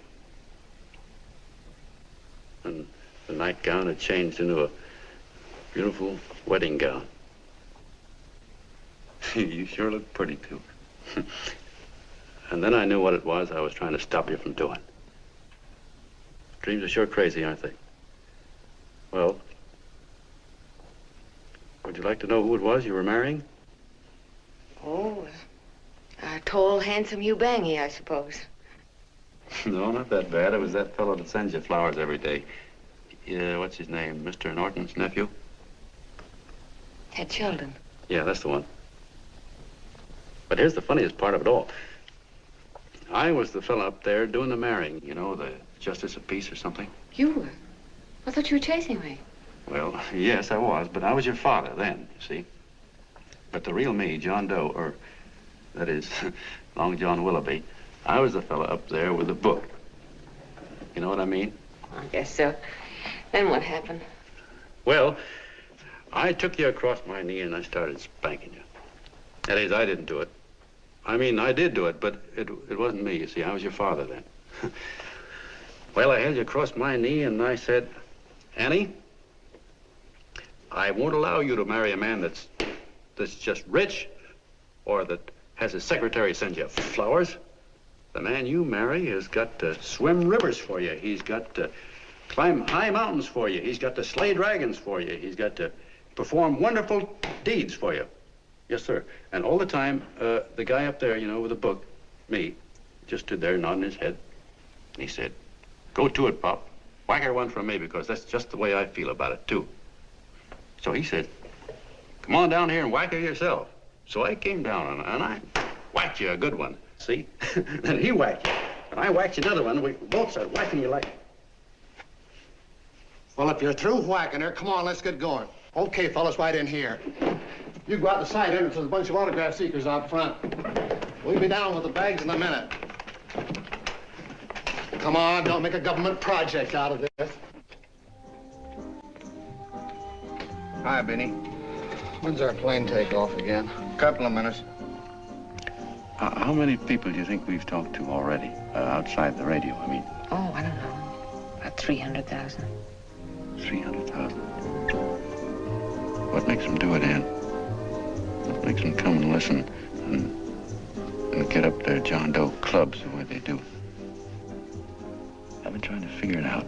Look, John, what we're handing them are platitudes. Things they've heard 1,000,000 times. Love thy neighbor, clouds have silver linings, turn the other cheek. It's just a... Yeah, I heard them 1,000,000 times, too, but... there you are. Maybe they're like me, just beginning to get an idea what those things mean. You know, I never thought much about people before. They were always just somebody to fill up the bleachers. And the only time I worried about them is when they didn't come in to see me pitch. You know, lately I've been watching them when I talk to them. I could see something in their faces. I could feel that they were hungry for something. You know what I mean? Maybe that's why they came. Maybe they're just lonely and wanted somebody to say hello to. I know how they feel. I've been lonely and hungry for something practically all my life.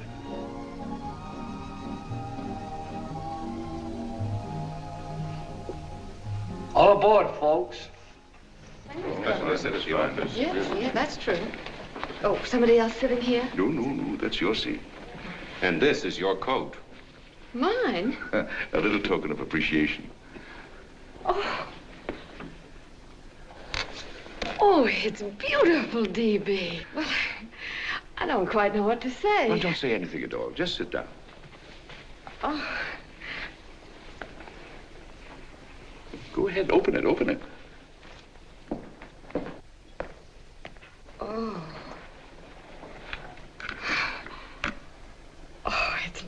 lovely. And a new contract goes with it. Well, come on, spring it. You've got something on your mind. It must be stupendous. You know, that's what I like about it. Right to the point, like that.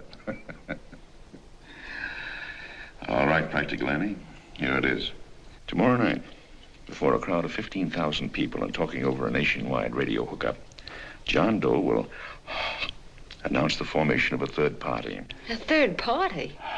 Yes, the John Doe Party. Devoted entirely to the interests of all the John Does all over the country, which practically means 90% of the voters. He will also announce the third party's candidate for the presidency. A man whom he personally recommends, a great humanitarian, the best friend the John Does have. Mr. D.B. Norton. Yes.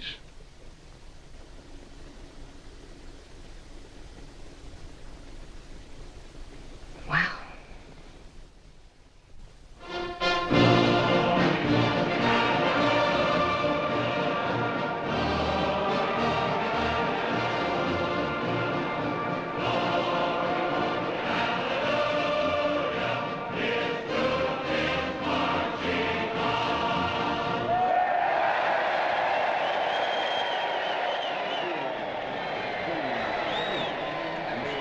And although the opening of the convention is hours off, the delegates are already pouring into the ballpark by the droves, with lunch baskets, banners, and petitions asking John Doe not to jump off any roof. No matter how you look at it, it's still a phenomenal movement. These John Does, or the hoi polloi, as you've heard people call them, have been laughed at and ridiculed, but here they are, gay and happy, having traveled thousands of miles, their expenses paid by their neighbors, to come here to pay homage to their hero, John Doe. And in these days of wars and bombings, it's a hopeful sign that a simple idea like this can sweep the country. An idea based on friendliness, on giving and not taking, on helping your neighbor and asking nothing in return. And if a thing like this can happen, don't let any of your grumbling friends tell you that humanity is falling apart. This is John B. Hughes, signing off now and returning you to our main studio until 9 o'clock, when the convention will officially open. Oh, John, come in. Say, I'm kind of... It's raining out a little. That's all right. It's good to see you. Sit down. Thanks.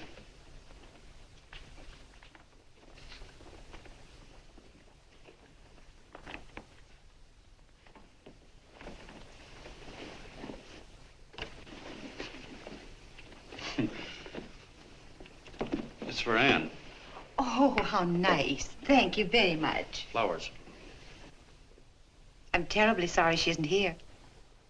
She isn't? No, she just left. I'm surprised you didn't run into her. She went over to Mr. Norton's house. Oh. Did you want to see her about something important? Yeah, well, no, it'll wait. Say, he's a nice man, isn't he? Mr. Norton, I mean. He's done an awful lot for the...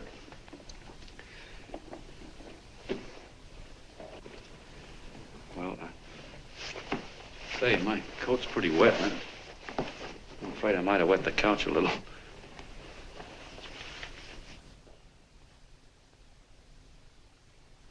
Well, I guess I'll see her at the convention later. Yes, of course. I'll see that she gets the flowers. Thanks. Good night, Mrs. Mitchell. Good night, John.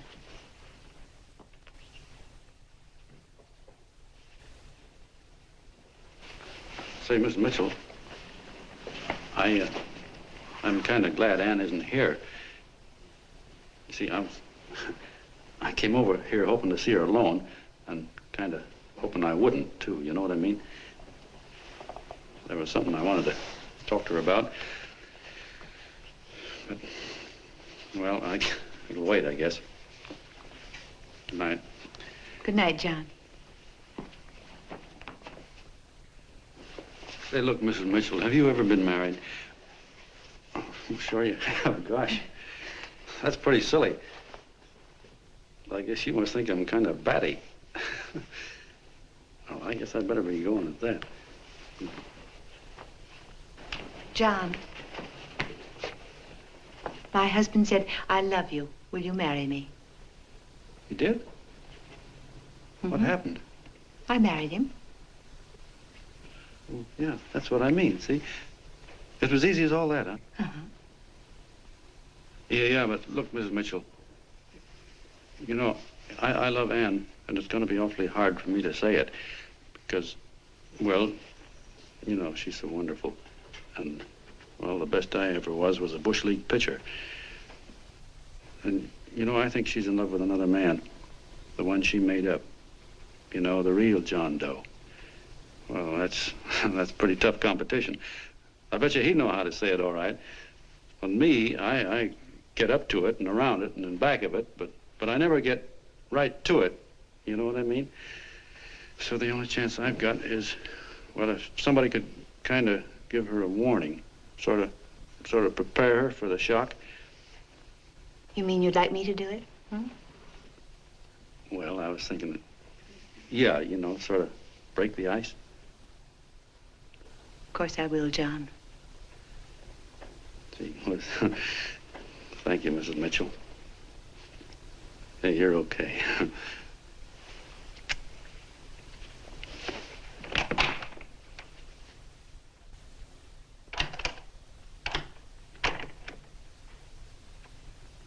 This John Doe meeting is going to be one of the biggest things that ever happened. Why, they're coming from all over. Trains, boxcars, wagons. Look out! Hello, bodyguards. Hey, had your dinner yet? Not yet. Oh, that's all right. Well, look, no, go ahead and have your dinner. Wait a minute, John.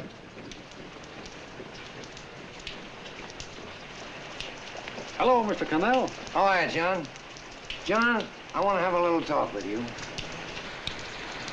What's the matter? Are you falling? Come here. Hey, boss. Oh, quiet. Say, tell me something. Did you read the speech you're going to make tonight? No, I never read the speeches before I make them. I get more of a kick out of it that way. Uh-huh. It's just exactly what I thought. Beanie, go on down to the office, tell Pop to give you the speech. There's a copy on my desk. Gee whiz, boss, you know Mr. Norton told me not to leave him, not even for a minute. Go on. We'll be at Jim's bar up the street. You're a nice guy, John. I like you. You're gentle. I always like gentle people. Me, I'm hard. Hard and tough. I got a use for hard people. Gotta be gentle to suit me. Like you, for instance.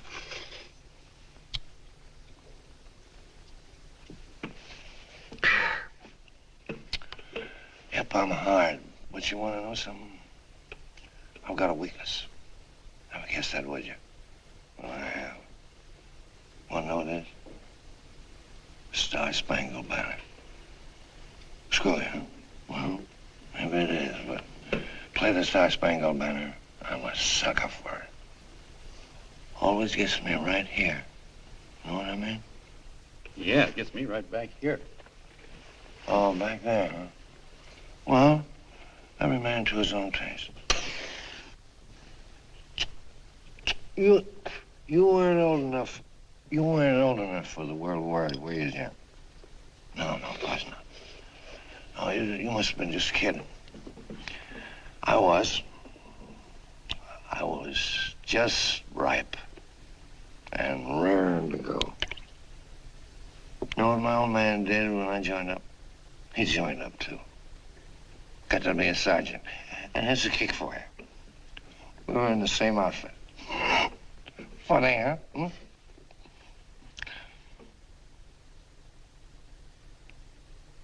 He was killed, John. I saw him get it. I was right there, and I saw it with my own eyes.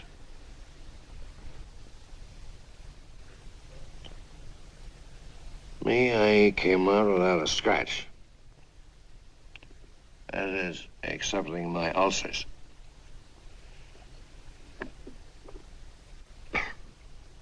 I should be drinking milk, you know. This stuff is poison. Hey, Tubby. Yes, Mr. Connell? What do you say, huh? All right. Yep, I'm a sucker for this country. I'm a sucker for the Star-Spangled Banner, and I'm a sucker for this country. I like what we got here. I like it. A guy can say what he wants and do what he wants without having a bayonet shoved through his belly. And that's all right, isn't it? You betcha. Yeah. Well, we don't want anybody coming around changing that, do we? No, sir. No, sir. And when they do, I get mad. I get boiling mad. And right now, John, I'm sizzling. I get mad for a lot of other guys besides myself. I get mad for a guy named Washington, and a guy named Jefferson, and Lincoln. Lighthouses, John. Lighthouses in a foggy world. You know what I mean? Yeah, you bet. Listen, pal. This fifth column stuff is pretty rotten, isn't it? Yeah, it certainly is. And you'd feel like an awful sucker if you found yourself marching right in the middle of it, wouldn't you? You. Of course, you wouldn't know it because you're gentle. But that's what you're doing. You're mixed up with a skunk, my boy. A no-good, dangerous skunk. Say, you're not talking about Mr. Norton, are you? I'm not talking about his grandfather's pet poodle. You must be wrong, Mr. Connell. Because he's been marvelous about the John Doe clubs. Yeah? Say, you're sold on this John Doe idea, aren't you? Sure. Sure. I don't blame you. So am I. It's a beautiful miracle. A miracle that can only happen right here in the good old USA. And I think it's terrific. What do you think of that? Me, hard-boiled Connell, and I think it's plenty terrific. All right. Now, supposing a certain unmentionable worm whose initials are DB was trying to use that to shove his way into the White House so he could put the screws on, so he could turn out the lights in those lighthouses. What would you say about that, huh? Nobody's going to do that, Mr. Connell. They can't use the John Doe clubs for politics. That's the main idea. Is that so? Then what's a big political boss like Hammett doing in town? And a labor leader like Bennett? And a lot of other big shots are up at DB's house right now. Wolves, John. Wolves. Waiting to cut up the John Does. Wait till you get a gander at the speech you're going to make tonight. You're all wet. Miss Mitchell writes those speeches. Nobody can make her write that kind of stuff. They can't, huh? Who do you think writes them? My Aunt Emma? I know she writes them. And gets a big bonus for doing them, too. A mink coat and a diamond bracelet. Don't write them. Why, that gold-grabbing dame would double-cross her own mother for a handful of Chinese yen. Shut up. If you weren't drunk, I'd... Hey, boss. Here's the speech, boss. Hey. Go on and read it, John, and then start sucking. Hey, wait a minute, Mr. Doe. Tubby? Yes, sir. Better bring me a glass of milk. I'm smoking too much. Yes, Charlie? Got everything all set? Fine. John Doe been taken care of? Good. How many people do you think will be there? 15,000? Oh, my, that's fine. Now, listen, Charlie. As soon as John Doe stops talking about me, I want you to start that demonstration. And make it a big one, you understand? Don't worry about that, DB. My boys are there. They'll take care of it. What? Yes, I'll be there 15 minutes after I get your call. Why, Mr. Doe. Where are they? In the dining room, sir.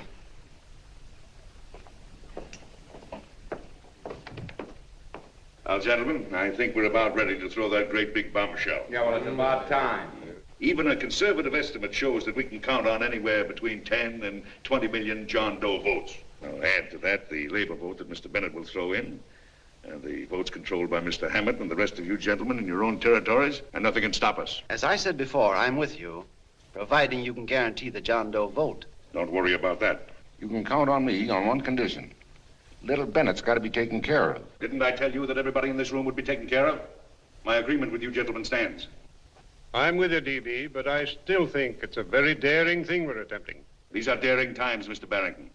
We're coming to a new order of things. There's too much talk been going on in this country. Too many concessions have been made. What the American people need is an iron hand. You're right. That's true. You're quite right, D.B. Discipline. Right. And now, may I offer a little toast to Miss Ann Mitchell, the brilliant and beautiful lady who is responsible for all this. Mr. Norton, I'd like to talk to you alone for a minute. Oh, Miss Mitchell has something to say to us. That's fine.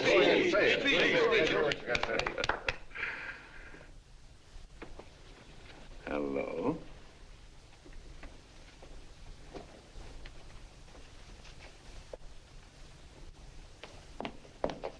John, I'm so glad to see you. I was terribly worried. Did you write this? Yes, I did, John, but I had no idea what was going on. You didn't?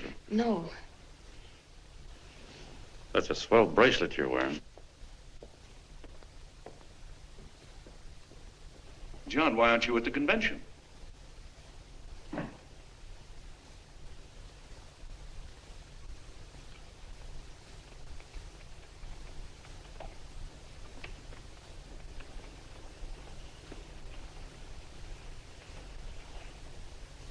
Is there anything wrong? No, nothing's wrong. Everything's fine. So there's going to be a new order of things, huh? Everybody's going to cut himself a nice fat slice of the John Does, eh? You forgot one detail, Mr. Big Shot. You forgot me, the prize stooge of the world. Why, if you or anybody else thinks he's going to use the John Doe clubs for his own rotten purpose, he's going to have to do it over my dead body. Oh, hold on a minute, young man. Hold on. That's rather big talk. I started the John Doe clubs with my money. And I'll decide whether or not they're being properly used. No, you won't. You're through deciding anything. And what's more, I'm going down to that convention and I'm going to tell those people exactly what you and all your fine feathered friends here are trying to cook up for them. And I'm going to say it in my own words this time. Stop it, Steve. You ruined us, D.B. Wait a minute, fella. My uncle wants to talk to you. Listen to me, my son. Before you lose your head completely, may I remind you that I picked you up out of the gutter and I can throw you right back there again? You've got a nerve accusing people of things. These gentlemen and I know what's best for the John Does of America, regardless of what tramps like you think. Get off that righteous horse of yours and come to your senses. You're the fake. We believe in what we're doing. You're the one that was paid the 30 pieces of silver. Have you forgotten that? Well, I haven't. You're a fake John Doe, and I can prove it. You're the big hero that's supposed to jump off tall buildings and things. Do you remember? What do you suppose your precious John Does will say when they find out that you never had any intention of doing it, that you were being paid to say so? You're lucky they don't run you out of the country. With the newspapers and the radio stations that these gentlemen control, we can kill the John Doe movement deader than a doornail. We'll do it, too, the moment you step out of line. Now, if you still want to go to that convention and shoot your trap off, you go ahead and do it.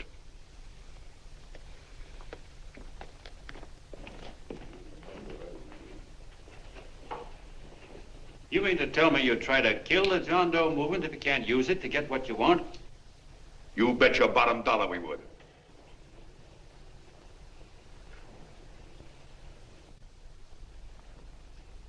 Well, that certainly is a new low. I guess I've seen everything now. You sit there back of your big cigars and think of deliberately killing an idea that's made millions of people a little bit happier. An idea that's brought thousands of them here from all over the country, by bus and by freight and jalopies and on foot, so they could pass on to each other their own simple little experiences. Why, look, I'm just a mug and I know it, but I'm beginning to understand a lot of things. Why, your type's as old as history. If you can't lay your dirty fingers on a decent idea and twist it and squeeze it and stuff it into your own pocket, you slap it down. Like dogs, if you can't eat something, you bury it. Why, this is the one worthwhile thing that's come along. People are finally finding out that the guy next door isn't a bad egg. That's simple, isn't it? And yet a thing like that's got a chance of spreading till it touches every last doggone human being in the world, and you talk about killing it. Why, when this fire dies down, what's going to be left? More misery, more hunger, and more hate. And what's to prevent that from starting all over again? Nobody knows the answer to that one, and certainly not you with those slimy, bollocksed-up theories you got. The John Doe idea may be the answer, though. It may be the one thing capable of saving this cockeyed world. Yet you sit back there on your fat hulks and tell me you'll kill it if you can't use it. Well, you go ahead and try. You couldn't do it in a million years with all your radio stations and all your power. Because it's bigger than whether I'm a fake. It's bigger than your ambitions, and it's bigger than all the bracelets and fur coats in the world. You bet it is, John. And that's exactly what I'm going down there to tell those people. A minute, you ungrateful rat. My uncle's been too good. He's getting away. Give me the bullet. John! I've always told you, D.B., you're playing with dynamite. Which way? All right, now, girl, get away. Before he gets through tonight, he'll ruin us all. I'll stop him cold. Don't worry, I've been ready for this. John! Oh, John, please listen to me. Please, I can explain everything, John. I didn't know what they were going to do. Let me go with you, John. John, please. Go ahead, driver. Ballpark. Explain it to you, John. Please let me go with you. Please. John! Mr. Martin wants to see you. Listen to me, Mayor Lovett. You do as I say. I want them both arrested. You tell the police department to pick up Connell. I've got the girl here. I've got the bullet. I don't care what you charge him with. If you're worried, let him go in the morning, but keep him in jail overnight. Hello, Bulletin. Put that wire on.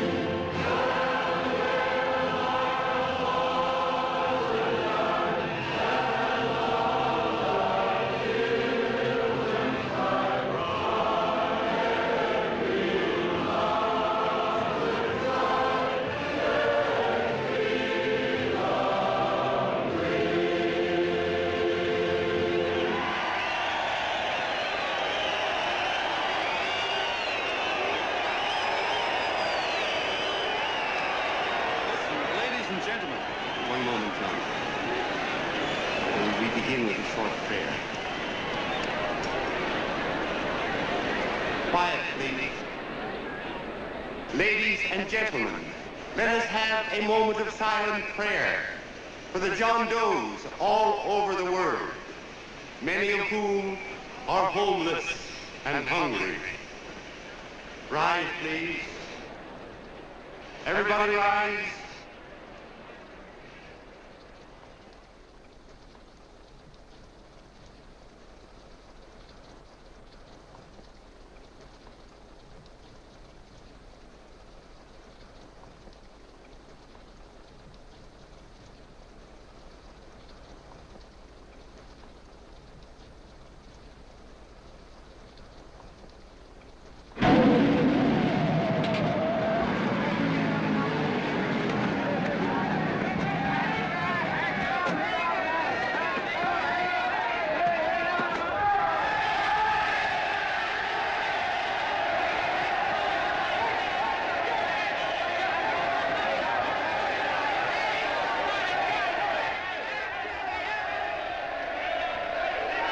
Newsboys. Hundreds of yelling newsboys are swarming into the park like locusts. They're yelling John Doe's a fake. Fake.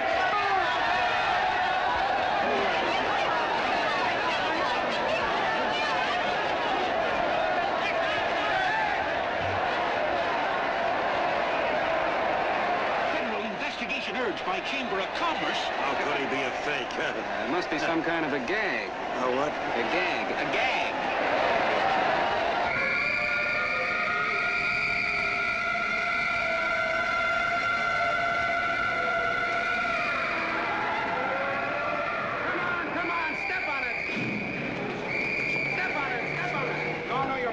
so let's get going. Wait for the face. Hey, miss, will you autograph my balloon? Sure.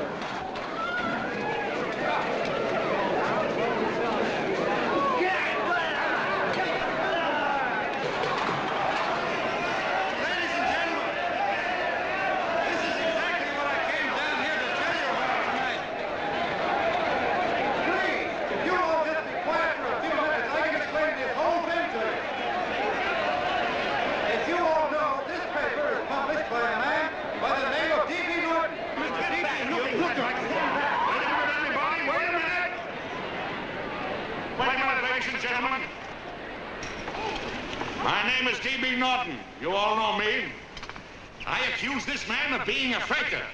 We've been taken for a lot of suckers, and I'm the biggest of the lot. I spent a fortune backing this man in what I believe to be a sincere and worthy cause, just as you all did. And now I find out it's nothing but a cheap racket cooked up by him and two of my employees for the sole purpose of collecting dues from John Does all over the country. That's a lie. It's not a lie. Nickels and dimes to stuff into their own pockets. You can read all about it in the newspapers there.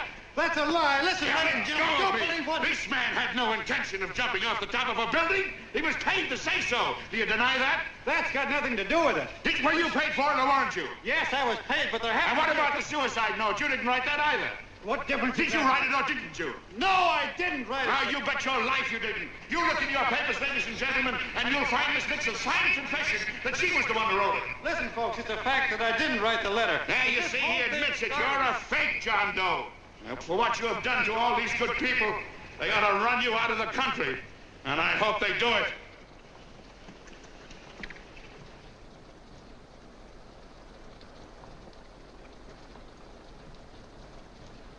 Speak up, John. We believe you.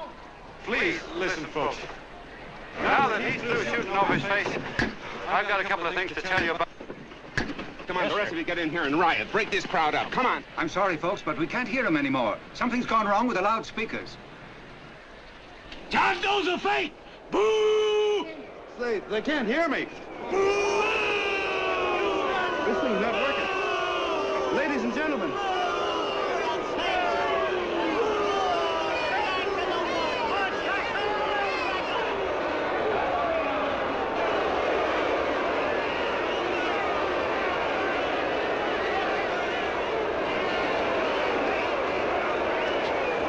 This thing's bigger than whether I'm a fake.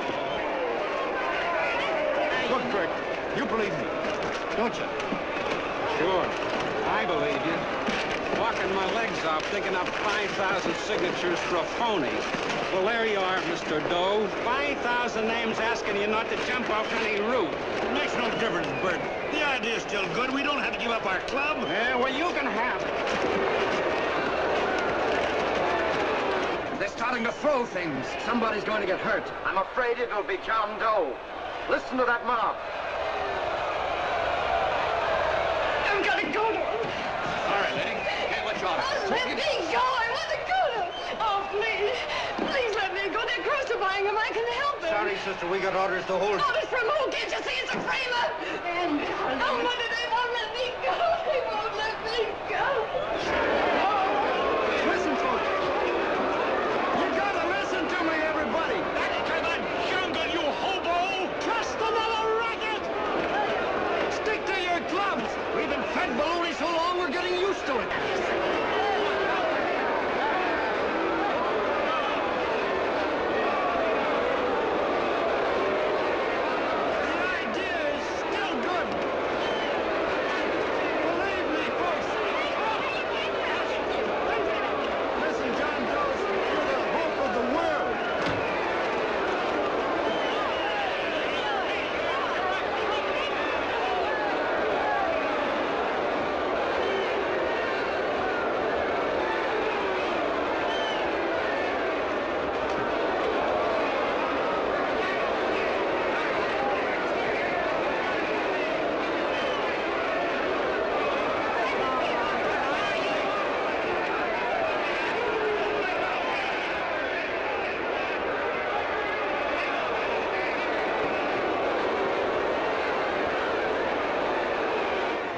Managed to get him out of the park.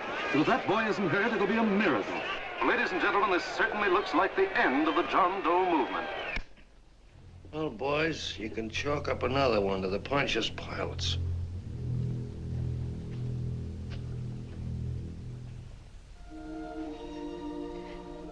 I should have been there. I could have helped him. He was so all alone. A lot of us are going to be mighty ashamed of ourselves after tonight. We certainly didn't give that man much of a chance.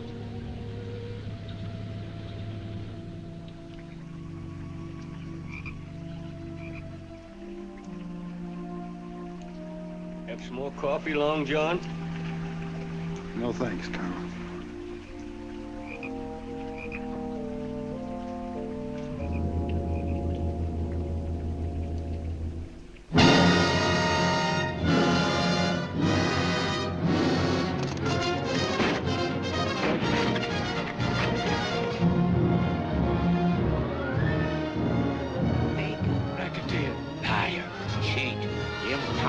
Why don't you jump? Christmas Eve at midnight. Bye, Mr. Doe. You're a wonderful man. And God bless you, my boy. Now get in there and catch. You're a fake John Doe, and I can prove it. You're the big hero who's supposed to jump off tall buildings and things. Do you remember? What do you suppose your precious John Does will say when they find out that you never had any intention of doing it, that you were being paid to say so? Christmas Eve at midnight.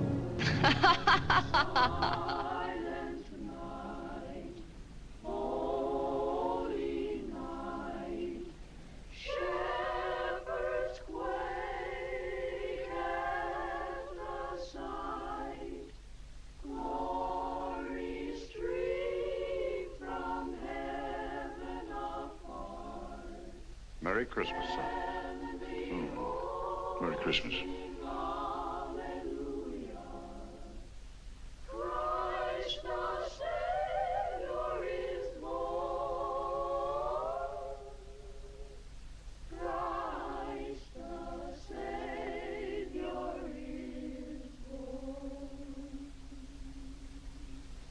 Thank you, sir.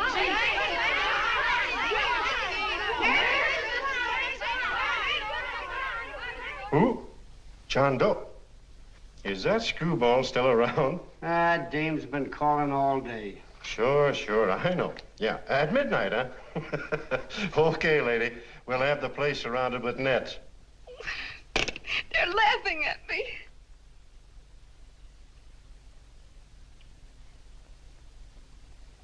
You're a sick girl, Anne. You better take it easy. Whom are you calling now? You called that number not 10 minutes ago. Hello, Mr. Connell. Have you seen him yet? Now listen, Ann, he can't possibly get in without our seeing him. I'm watching the side door and the colonel's out front, so stop worrying. Oh. Thank you.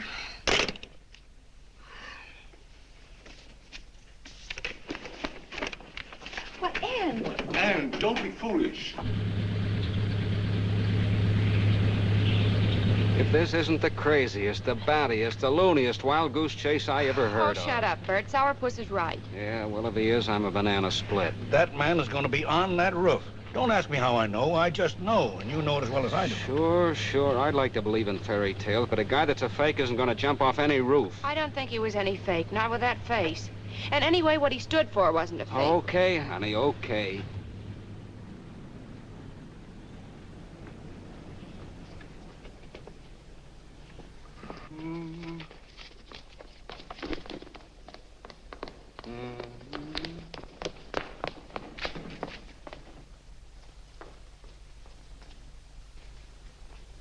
Elevators ain't running.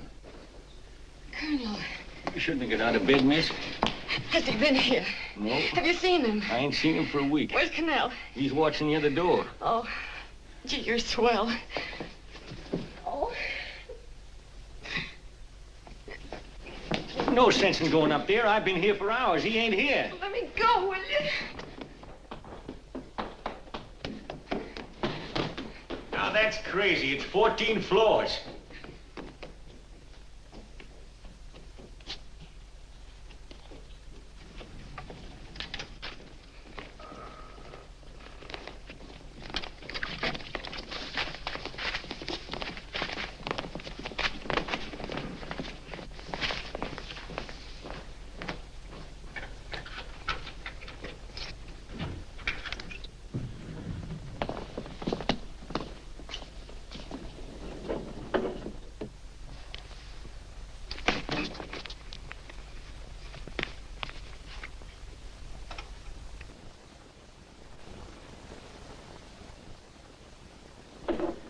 far as the elevator goes.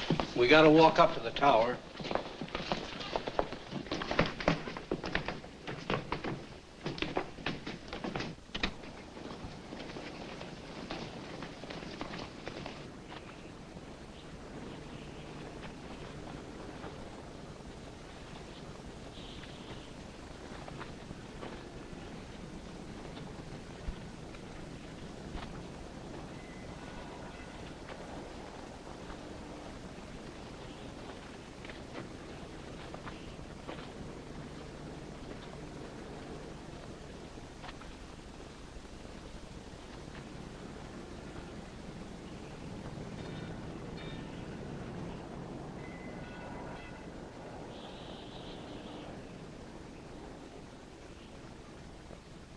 That tramp was probably full of Christmas cheer and asleep in some flop house. Let's go. I've got to decorate my tree.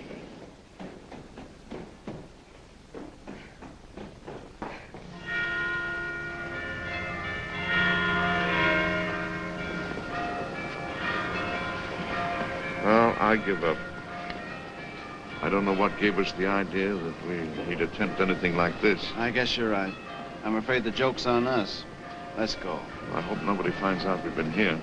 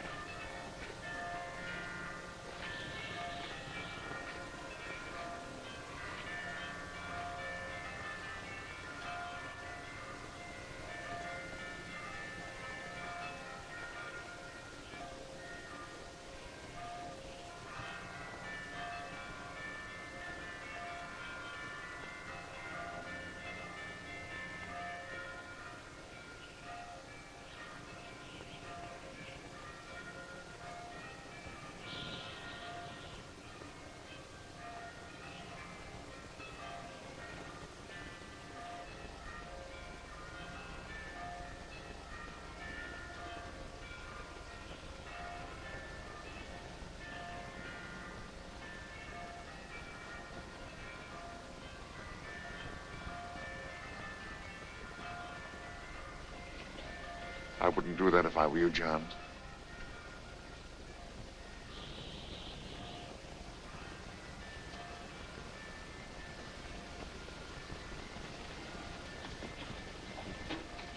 It'll do you no good. The mayor has policemen downstairs with instructions to remove all marks of identification you may have on your person. You'll be buried in Potter's Field and you will have accomplished nothing.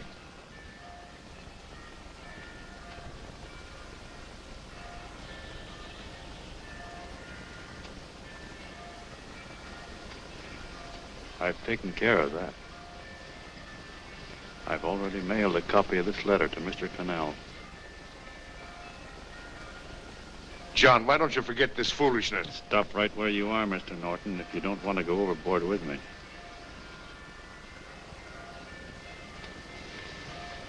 I'm glad you gentlemen are here. You killed the John Doe movement, all right. But you're going to see it born all over again.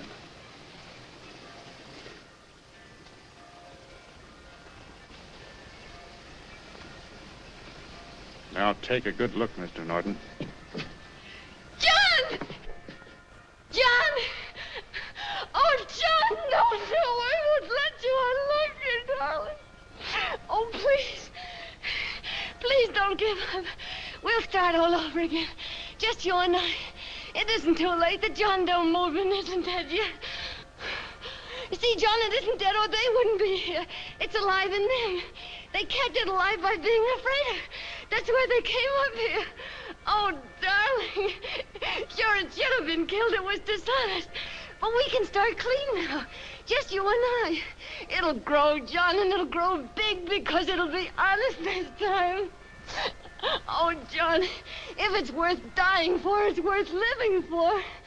Oh, please, John. Oh. Oh, please, please, God, help me. John, look at me. You want to be honest, don't you? Well, you don't have to die to keep the John Doe idea alive. Someone already died for that once. The first John Doe. And he's kept that idea alive for nearly 2,000 years. It was he who kept it alive in them. And he'll go on keeping it alive forever and always. For every John Doe movement these men kill, a new one will be born. That's why those bells are ringing, John. They're calling to us. Not to give up, but to keep on fighting, to keep on pitching. Oh, don't you see, darling? This is no time to give up. You and I, John, we... Oh, no. No, John. If you die, I want to die, too. Oh, I love you. Oh, John.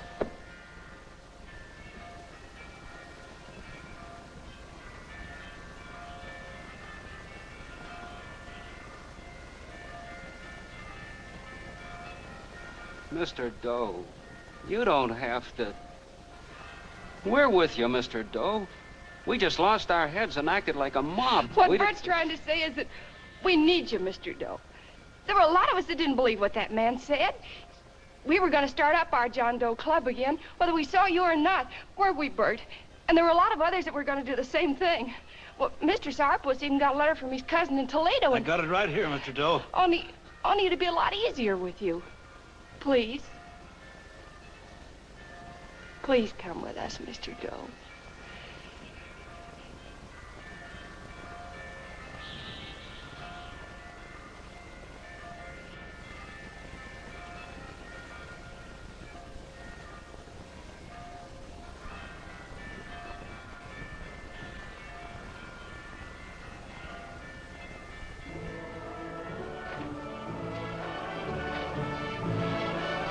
Long John. Mr. Doe.